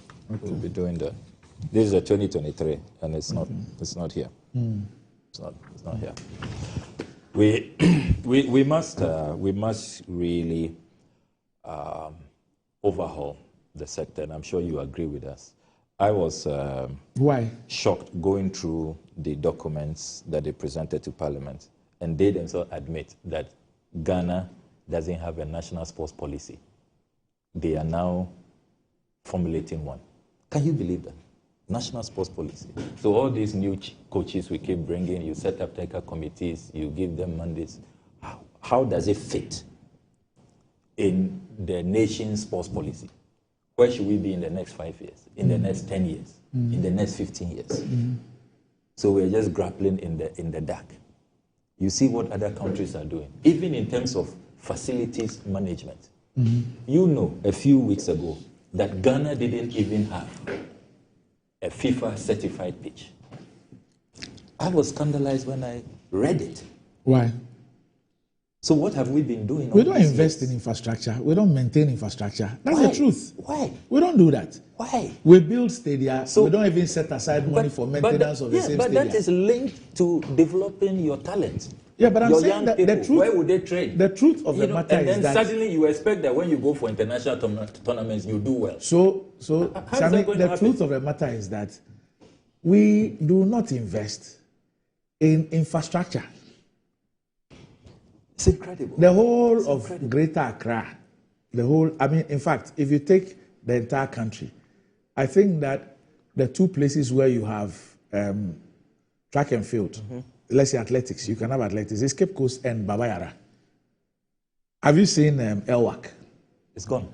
It's gone. The Tatan, and that's where we hold the inter-schools sports festival, whether it's regional, it's district, it's whatever. That's where we host that. So I think that is a conversation that must be had in terms of how we invest in these things. And then the issue of maintenance. There's one thing just putting up a facility.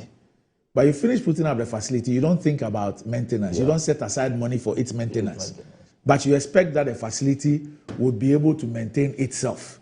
So, 2008, Esipon, we spent money to do it. We spent money on Aliu Mahama Stadium. We spent money on Babayara. Those two were renovated, refurbished. But those two were new ones that were built. What is their state today? Yeah, what's their state today? Esipon zero.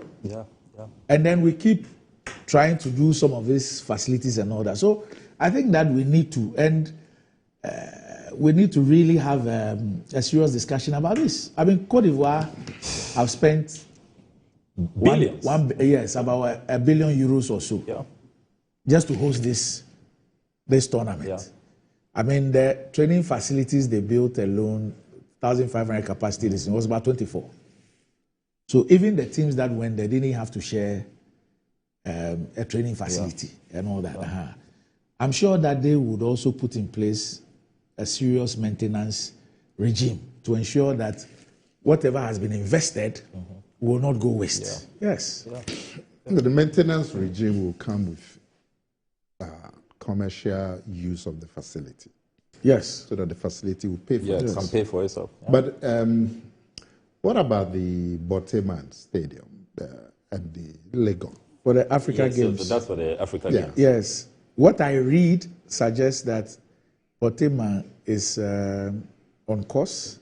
Is it up to standard? Because Sami says that none of them is up to FIFA standard. That's why. No, Boteman, the sporting events that will be held there, all the facilities there would have to meet the standard before they are approved. And then the main place will be Legon, eh? No, it depends on the activity. Yeah. Okay. So Boteman, I think they shelved the football stadium part. They shelved that part and then concentrated on the other sporting disciplines. And how about the Legon? Legon has a football stadium, and I think there are some other sporting disciplines there as well. Okay, but they are standard stadiums. Yes. So then after the tournament, we will then have to look at how we can maintain them so they can pay for itself. It's the commercial use of it. The league, the football teams play in the local league, if they would use them, then of course get proceeds and so on, get some money too. But we have to think through it and make sure. Look at this huge investment that Cote d'Ivoire has made. They now must have a plan. The tournament is over next week. So they are saddled with how many? 14. How to commercially use them so they can maintain them. It will be a big issue. Do you know the interesting thing about Cote d'Ivoire? Prior to this tournament, they also had a problem with facilities. And their FA even realized that quite a number of their facilities were not even good enough for television.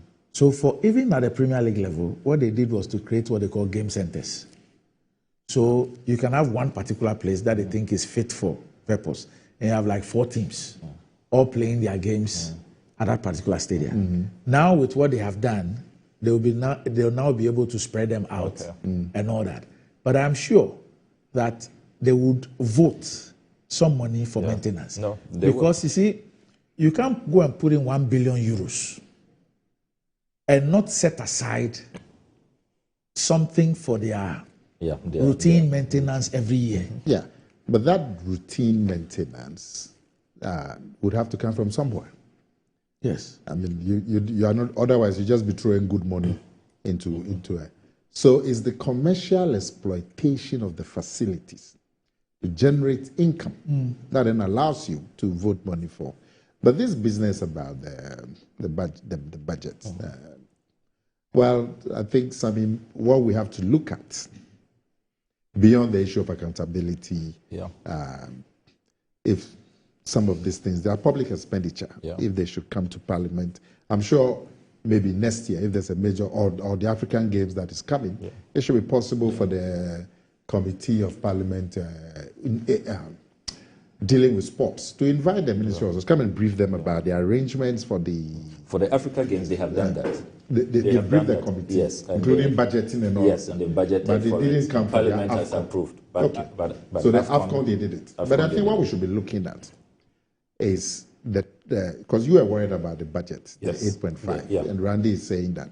And that's for budget is budget. One, you may not get all of it, and 2, is the spending that is crucial. How much did you spend? Not how much was was budgeted what for. you asked for. And interestingly, Ken Oforiatta, in his 12th January letter to the Contract Accountant General, asked the Contract Accountant General to release the money in tranches, based on where progression. Progression. Will you believe that the Contract Accountant General released all the money, all the 60 million? That was his bank advice in the Bank of Ghana. This tranches thing, normally you see that you're at a tournament, and then the ministries, finance people, they keep going in and out of Ghana. Because they obviously don't bring or have access to all the money at a go. I hear that's what happened in Brazil, led to that scandal of airlifting money. I mean, in most tournaments, you don't have a situation where, in terms of the cash component that will be needed, everything is brought from beginning to end. No. So they keep going but there in have also and been out. cases where, when you brought extra, like in the case of Malamisa, there were some, evaporations. I don't think it was an extra. I think that was what the team was good. It was an away match. Yeah, was it $20,000? $40,000. Yes. Yeah, that. So vanished. 40, maybe it was going to be expenditure for hotels because it was a match outside Ghana.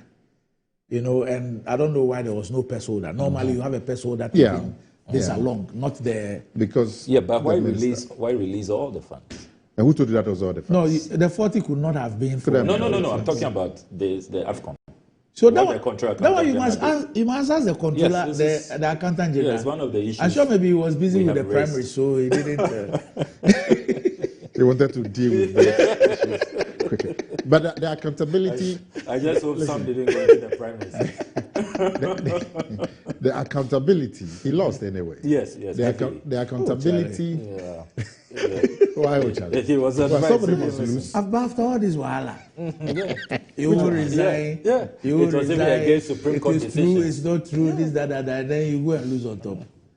But accountability is what is crucial. Yeah, absolutely. It's not the budget. Yeah. It's the accountability. So let's look forward to it. You see, maybe even in terms of the budget, Nana, there are many schools of, and I'll tell you something. You see this issue of qualification bonus, the prelims. You remember 2006. Normally the bonuses are paid per match.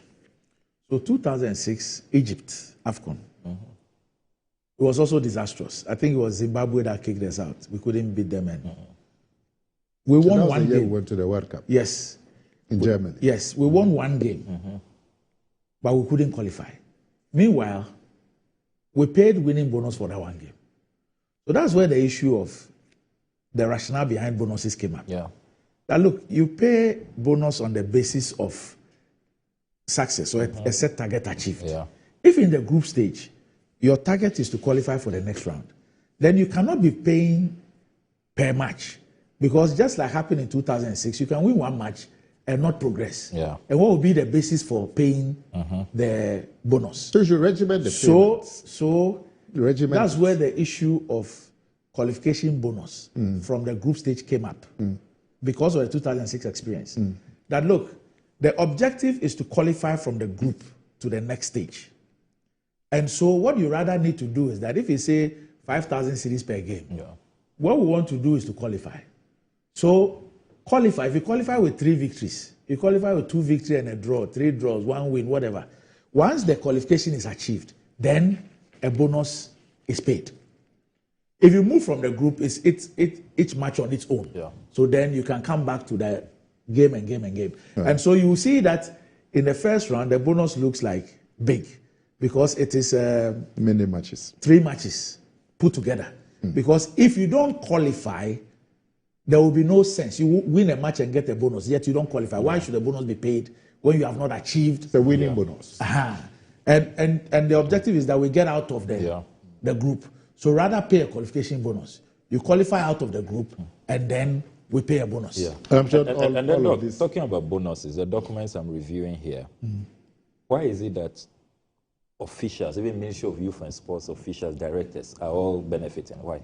I have not seen Ministry of Youth and Sports officials. Yeah. I've not seen Ministry of Youth and Sports officials. It doesn't go to only the players. Okay. So do you know about that? That it's not only the footballers. I'm sure that you're talking about management bonus. And this has been I'm sure you're talking about management bonuses bonus. And this, I noticed that it's across. And it doesn't only go to the players, but virtually everybody, all the officials. No. It can't be all the officials. It's not correct. So let's just go through this. No, I mean it's not only the footballers. Let's go through this small exercise. Let's just go through this small exercise. After this AFCON, the failure of the AFCON, who are those who are being held responsible?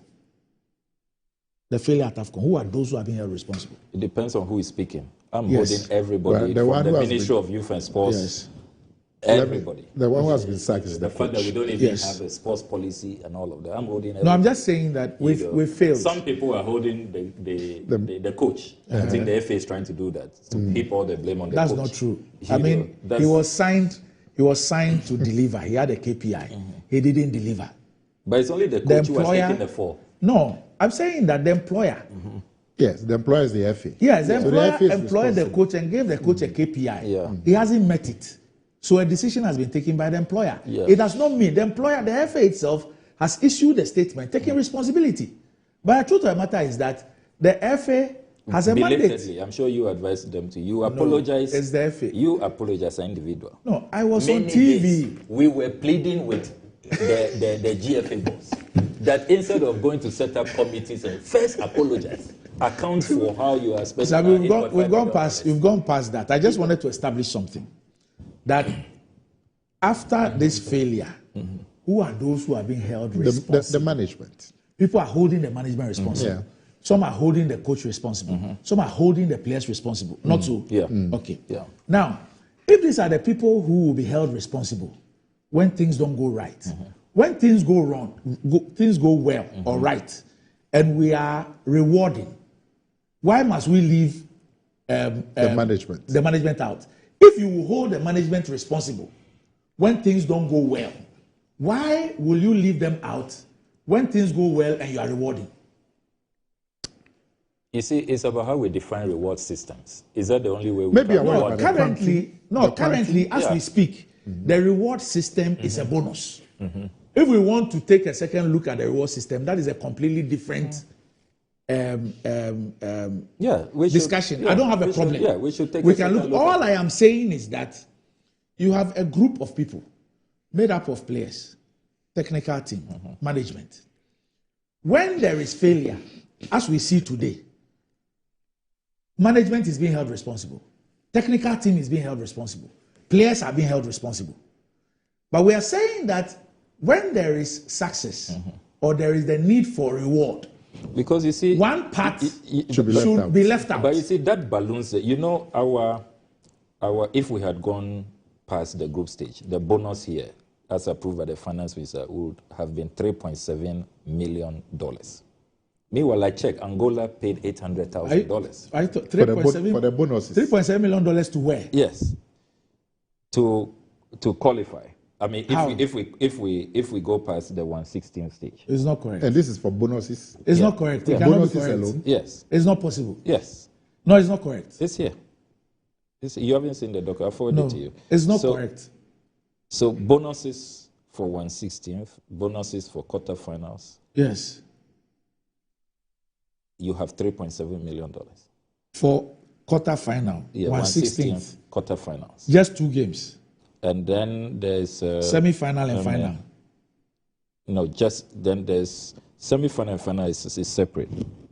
For the bonus for finals is $1.2 million. Yes. So let's just do a small exercise. The bonus players, for final. the players, AFCON, Yeah. AFCON. During the qualifiers, the winning bonus is 5,000 cedis.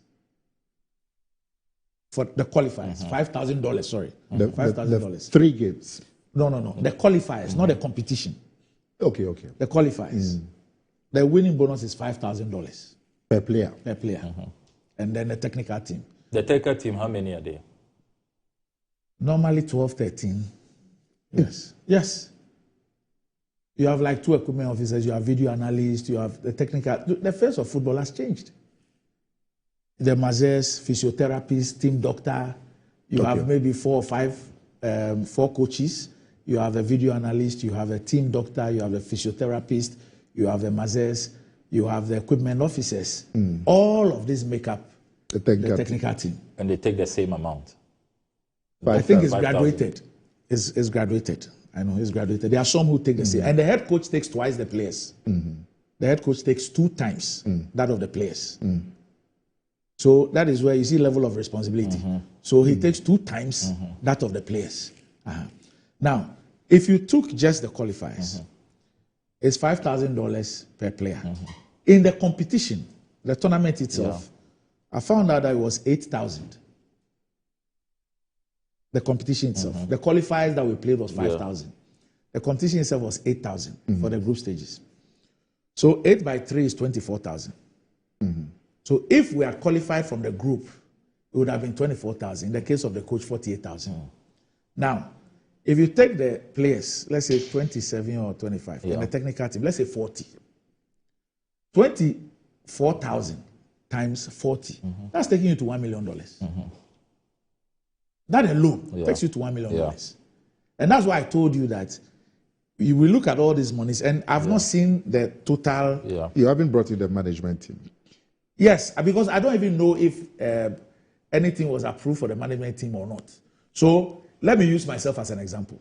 In 2021, I was chairman of the under-20 team.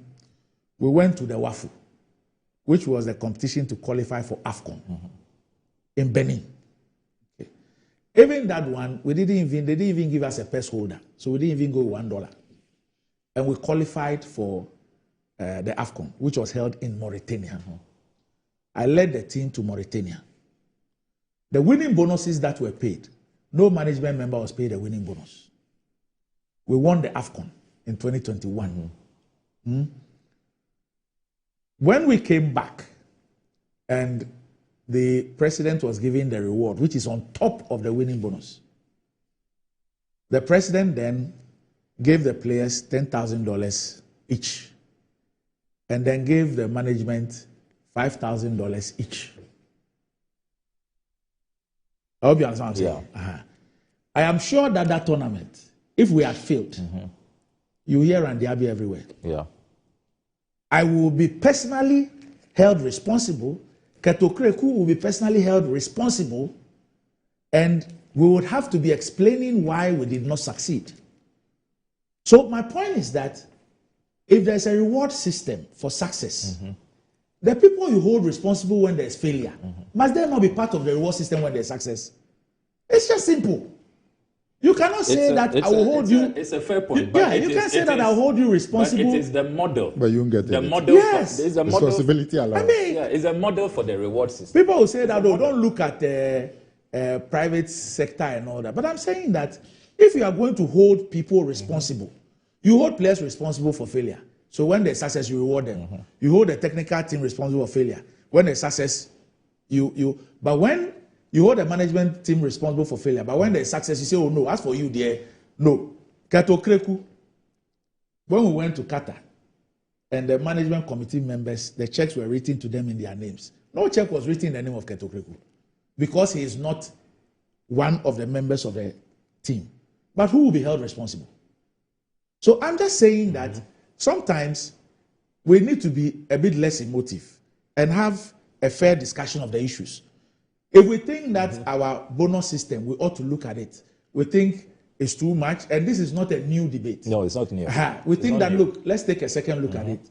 Maybe we should reduce this, we should pay this way, we should pay it that way. But by all means, anybody who will be held responsible if things don't go well ought to be rewarded if it goes well. It's as simple as that. And that is a principle that I will support every day. But if you look at the state of our economy and the things that government says that they don't have money for, we've been talking, for example, about my flood victims in my constituency who have still not been housed. Government says they don't have money yet. You have the renal unit.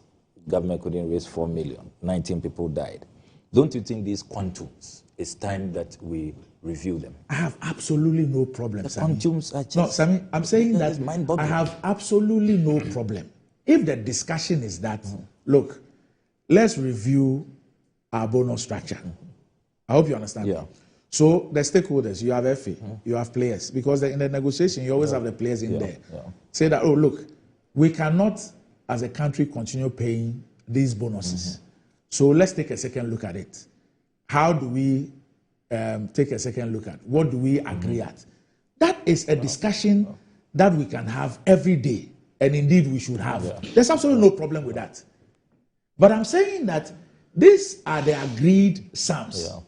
I don't remember the last time that Ghana paid a winning bonus to the Black Stars, which was less than $5,000. I don't remember. But, so but it Randy, is not Randy, beyond yes. that, the competitions that we take part in, the World Cup, AFCON, don't they pay us? So you see, from FIFA. You see, if you take AFCON for example, this AFCON was 7 million. 7 million. Prior to this Winning AFCON, bonus. the previous one, it was 4 point something. Yeah.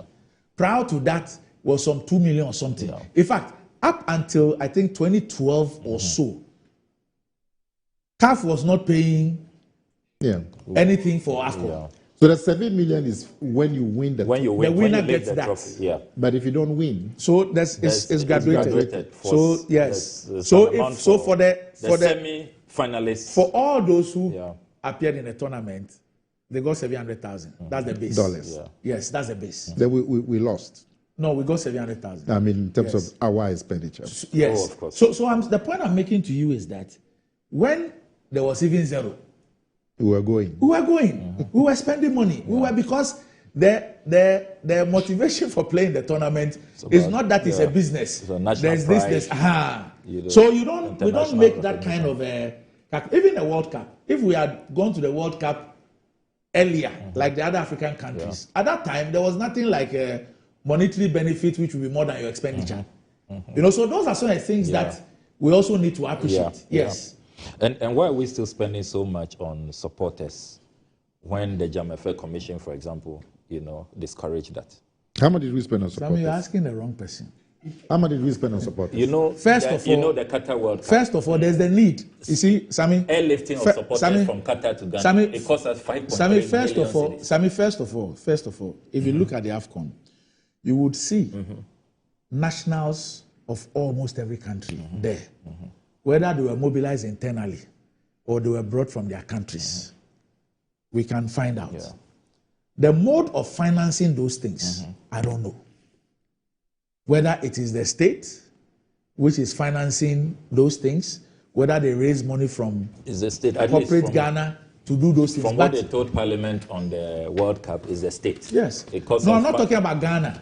For Ghana, it costs us 5.3 No, million. Sammy, I'm not talking about Ghana. I'm saying that the AFCON we are watching, you will see nationals from almost every country that is playing. Whether they were mobilized from within Cote d'Ivoire or they were mobilized from outside, we can find out how they were paid for. Whether the state paid for it to give support to its team or they got private people to pay for. It's also something that we can find out. But really, we have to look at the whole, expenditure, whether we are getting value for money. And then, see, we are also not spending in the right places. If you keep spending all these colossal sums just on tournaments, then your infrastructure is virtually zilch, non-existent. Your sports but academy is virtually gone. I have a last question for you. Is it on football? Your youth, otherwise I was going to go for a break. How come youth development? You were on the qualifiers. I was on. Yeah, you were. You went to see the qualifiers. No, he says he just went to follow. He was not. You mean on the matches in Kumasi and the committee? The qualified matches. Going to Kumasi. Kumasi wasn't the only qualifier. 30 minutes. Kumasi wasn't the only qualifier. Yeah, but I didn't go, the external ones, I didn't attend any. You didn't attend any? You didn't go to Angola? You didn't go to Madagascar? No, I didn't attend any. Have you seen the figures for those as well? Angola costs us 7.4 million. So Madagascar, 8.3 Sammy, million. once again, you would have to do a breakdown of the figures. I'm not saying that when you hear the global sums, it doesn't, but when you do a breakdown, then you realize which areas are these monies going to? Is it a chartered flight? Yeah. Is it a bonus component? So if the bonus is 5,000, let's say, and you put it together and you are paying about, let's say, $150,000, that translates to how many cedis? Almost 2 million Ghana cedis, And so when you look at the budget, you need to do that breakdown. And that is where you identify where the monies are going. And if we believe that there can be some cuts there, then we can look at it. Otherwise, sometimes you will just look at the bulk figure. So let's say whatever was in the budget that we are talking about, whatever was budgeted as bonuses for the first round matches, it wasn't paid because we couldn't qualify. That is performance related. So obviously that money will not be spent. It has to be brought back. Yes. Okay. Anyway, we'll be back shortly.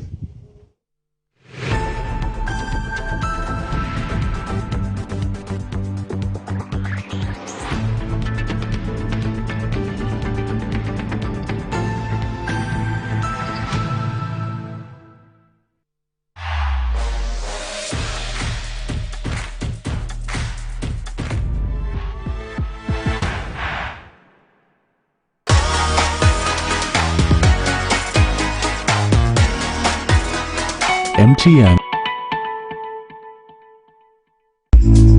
Good afternoon, Mr. Ambedu.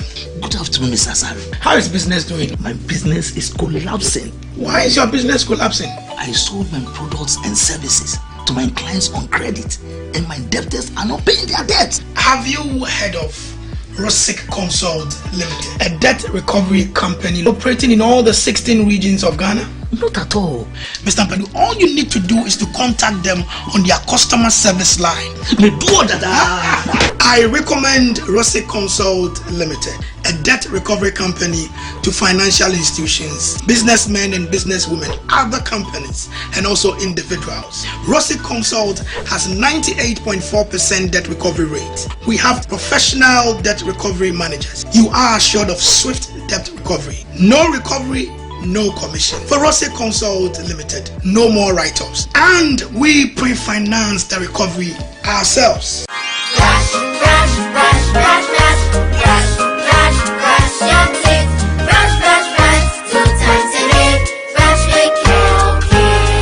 Hello, my friends. My name is Calcate Toothpaste. Wow. I was made to be gentle on your gum, but protected. I will protect your teeth from cavity, make your teeth whiter, stronger, keep your mouth fresh all day. And best of all, I'm strawberry flavored. So put on a smile and try me. That's amazing. Just try me. That's my job. If you say so, jump on my brush. Makes your teeth stronger, chicky whiter, chicky stronger. Yay! You did it! I'm glad you like your new toothpaste. Don't forget to brush both day and night. Calcates. Happy smile.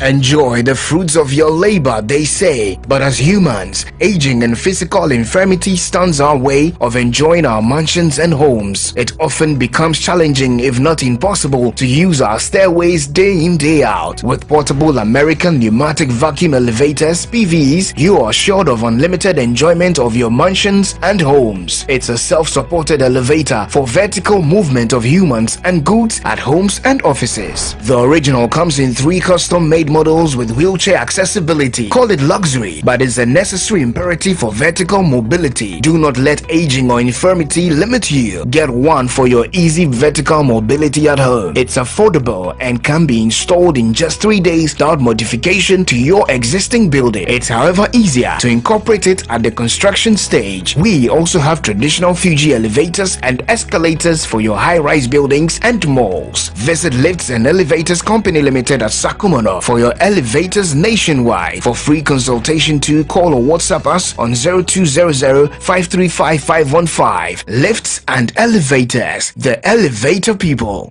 For over 20 years of serving the world with herbal and alternative medicine, we've been successful in treating complicated medical conditions with a perfect combination of herbal and alternative methods of treatments like homeopathy, naturopathy, reflexology, and many more. We deliver excellent and effective service to people from all walks of life through scientific and traditional means. We have a well-equipped laboratory with advanced diagnostic and treatment devices to help detect your illness, so we know the right medication to be given. At Amen Scientific Herbal and Alternative Medical Hospital, we are proud manufacturers of our own herbal medication.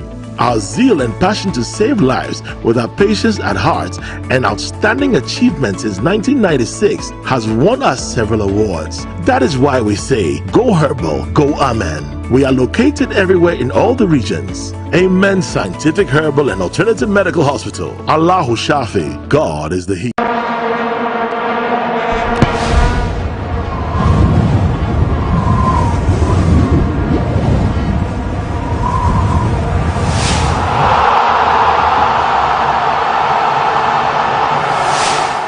Star Assurance, your solid partner.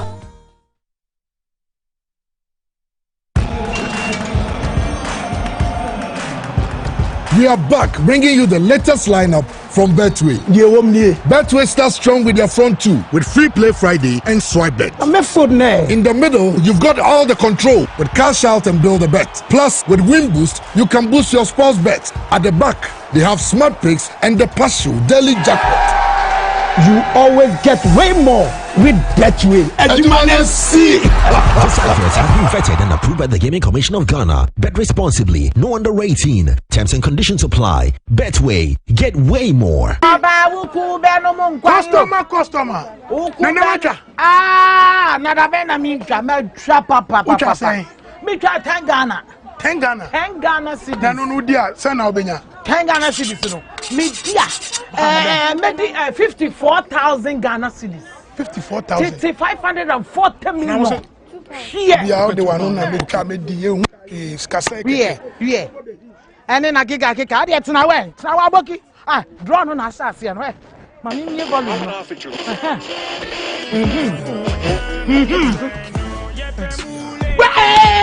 Customer,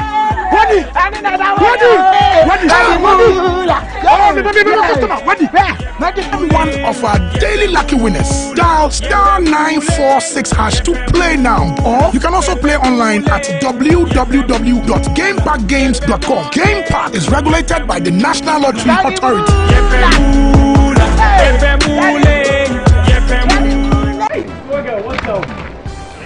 How far with your internship? To be honest, I'm so nervous about starting this new role on Monday. Oh, please. I know you'll be great at it. You should be worried about what benefits they have. Example, do they have health insurance? I doubt they will have that for interns. But no shaking. I have NHIS already. After you answer a line, ting. Ina, look at you. What are you going to do in your office when you can just download the app to register for an NHIS membership? Yes, my people. You heard right. You can now download and register your membership on my NHIS app. No long queues or tedious paperwork. All you need is your Ghana card to register for yourself and for others. Once you register, you get a new digital NHIS card on your phone. My NHIS app gives you access to credentialed health facilities and services across the country. NHIS covers over 95% of disease conditions in Ghana. Access to healthcare just got easier. Now let me sign up quickly. Please, Seth, I'm starting work next month.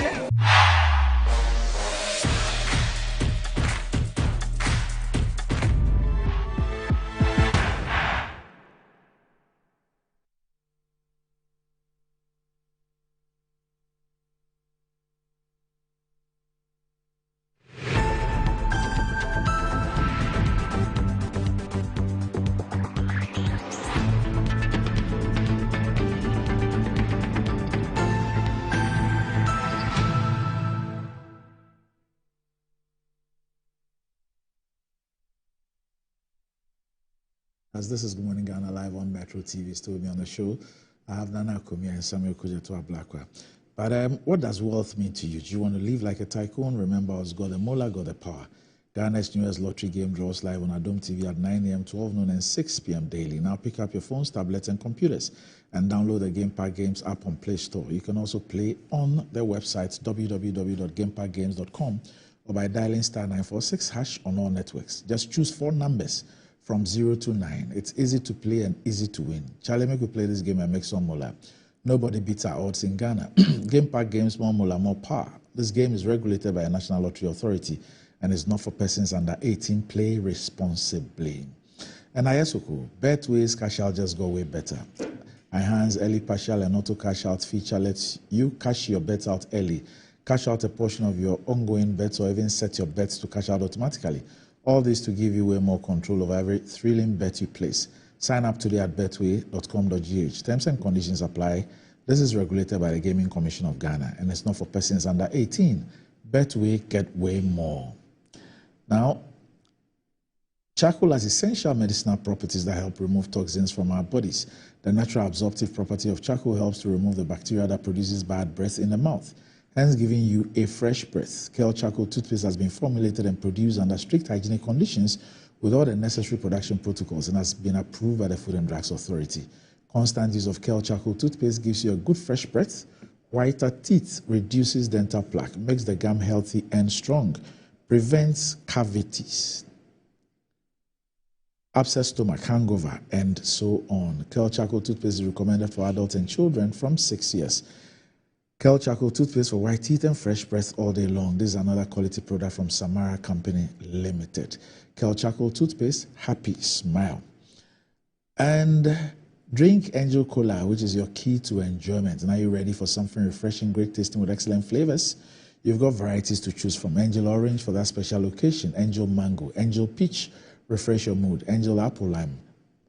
Angel drinks produce vitality and maintain fluid in normal balance. Angel drinks, refreshing, invigorating, and exciting. Angel drinks are produced by Adonko Soft Drinks Beverages Limited. Angel drinks takes like our day and is recommended for all, including children. You can reach them on 0244832286 and 05078786668. And if you're thinking about owning a property on the Kwapim Ridge, you need to speak with Kingdom Home Real Estate because they provide quality but affordable housing facilities for sale. And these facilities are located at the serene environment of Kwapim, Ekrupo, and Ebri with the best weather conditions. They are 30 minutes drive from Accra and provide a modern touch of comfort. They also provide high standard security service plus CCTV, standby generators, constant water supply, and electricity. They are surrounded by lovely tourist sites such as Ebri Botanical Garden, Boti Falls, Safari Valley Resort, etc. All you need to do is to pay 70% upfront and spread the remaining 30% over a 2-year period with no interest payment at all. You can locate the Ebri properties close to the Ebri Girls School and the Kropon properties right after Latte Junction. You can reach them on 0559-761-144 or 0555-621-611 or visit them at www.kingdomhomerealestate.com, and you can also check out their Facebook page. All right. Now, my time is almost up, but just to inform you that there's a cooperation in science and education agreement between People's Friendship University of Russia, known as the RUDN University, and the Jospon Group of Companies, and is just about starting at the College of Physicians and Surgeons. A very big one in science and agriculture, about 120 scholarships every year involved. We'll be taking that live right after this show. And those who are, these are some of the shots from the place as we speak now. Now, for those of you who've been asking me the question, people have sent messages. They say today I'm the guest, and both of you are the host of the program. And they're asking about management committees and salaries and all that. Management committees are not paid salaries. They are not even paid sitting allowances, just for your information. Okay, so... Just that the bonuses are big. No. I gave you the example of 2021, when I led the team to go and win the AFCON. But that's a junior team. I mean, yes. A model like that is not bad, where you go... you bring us laurels, yeah, or you do very well, even if you don't lift the trophy, but you do very well, lift up our spirit. All those who are held responsible when there's a failure must be rewarded. Yes, but when how? There's a reward. Yes, Randy, then you people too need some PR work, because the impression out there is that you people on the management committee too. You are chopping facts. Can you imagine? Yes. So you need some. I think you should take this opportunity. For example, if you take the Black Stars Management Committee, the Black Stars Management Committee, the only executive council member on that committee is the vice president who chairs it. Okay. All the rest are people from outside the executive council. So this business where it will be good to get some accountability as to how much money has been voted and how much has been spent on this AFCON as part of it. Yeah. The football, you people must take advantage and also let everything out. So, because for the average person, you guys are really... It's a ministry that must do it.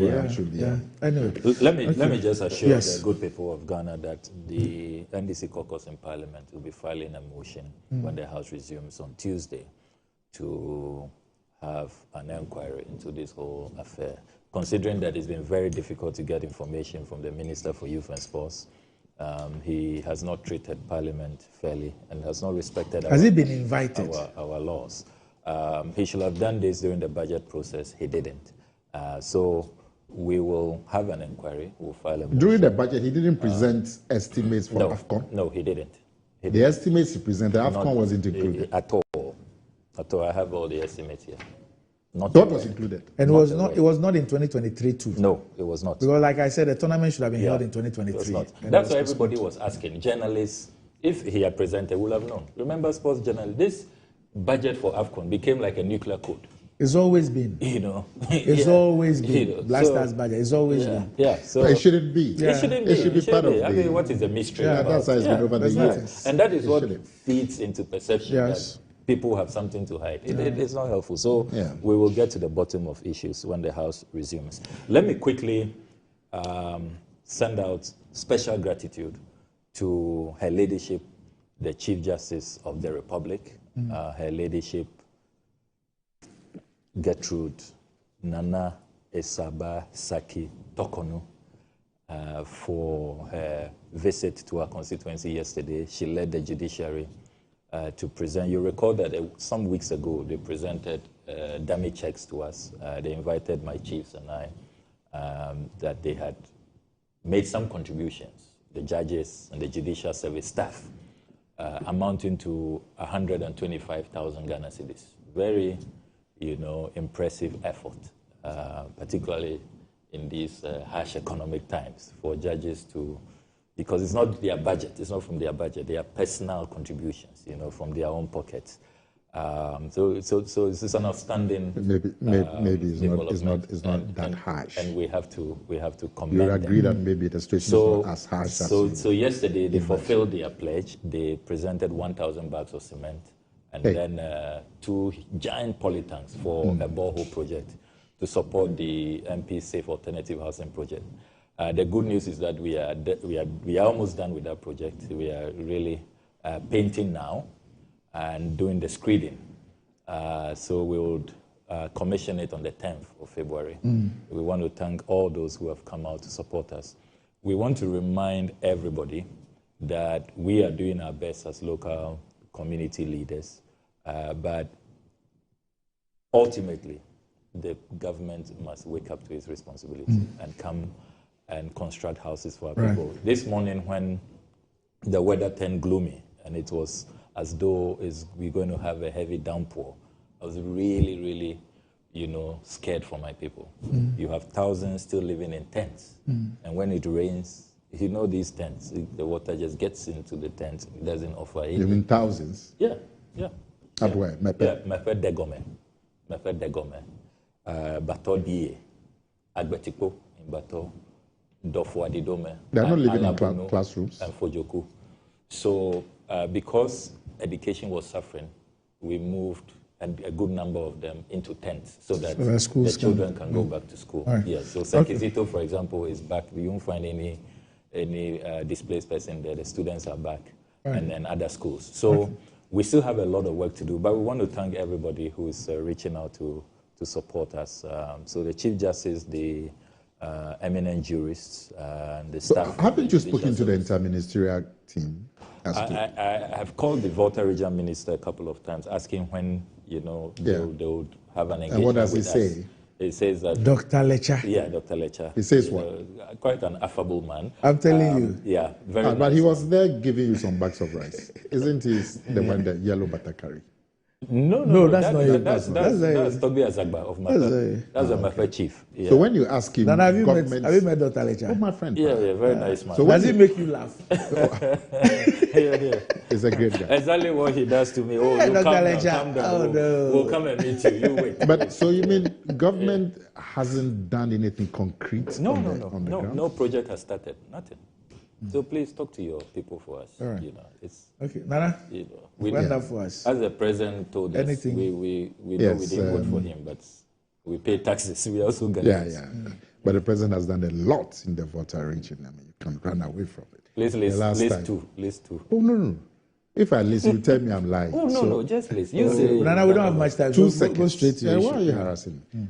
The last time, one of your colleagues, my good friend from Adaklu, Kwame Agboja, and he was listing the massive projects in his constituency, and he was standing on that to go for re-election. So obviously a lot have happened. But MPs do projects. So you think they are not the MPs' projects? Yes, Dara. Yes, next week, Wednesday. Yes. The flag bearer of the NPP, Dr. Baumia, will be giving his maiden address to the country after he assumed the flag bearership. And it is something that the country should watch out for next week, Wednesday. Okay. Time? 5 p.m. at UPSA. The auditorium? Yeah. Okay. I should send you a card if you can take time off your very busy schedules. Okay. Political and non-political. Okay. Come. All right. Okay.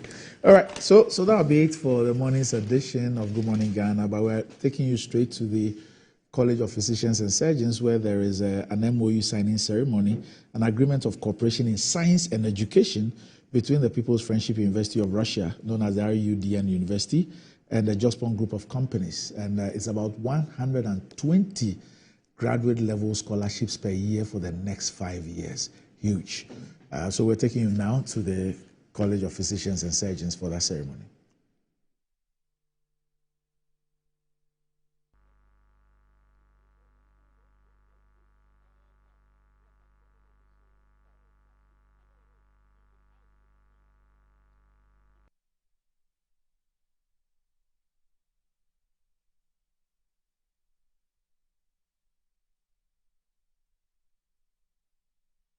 Of every aspect of your life. So it's not a sit and listen kind of education. You are encouraged to participate in everything that you do. So you would observe that first impression in a Russian class is what takes you through till the end, and you are required to talk and express yourself as you go on.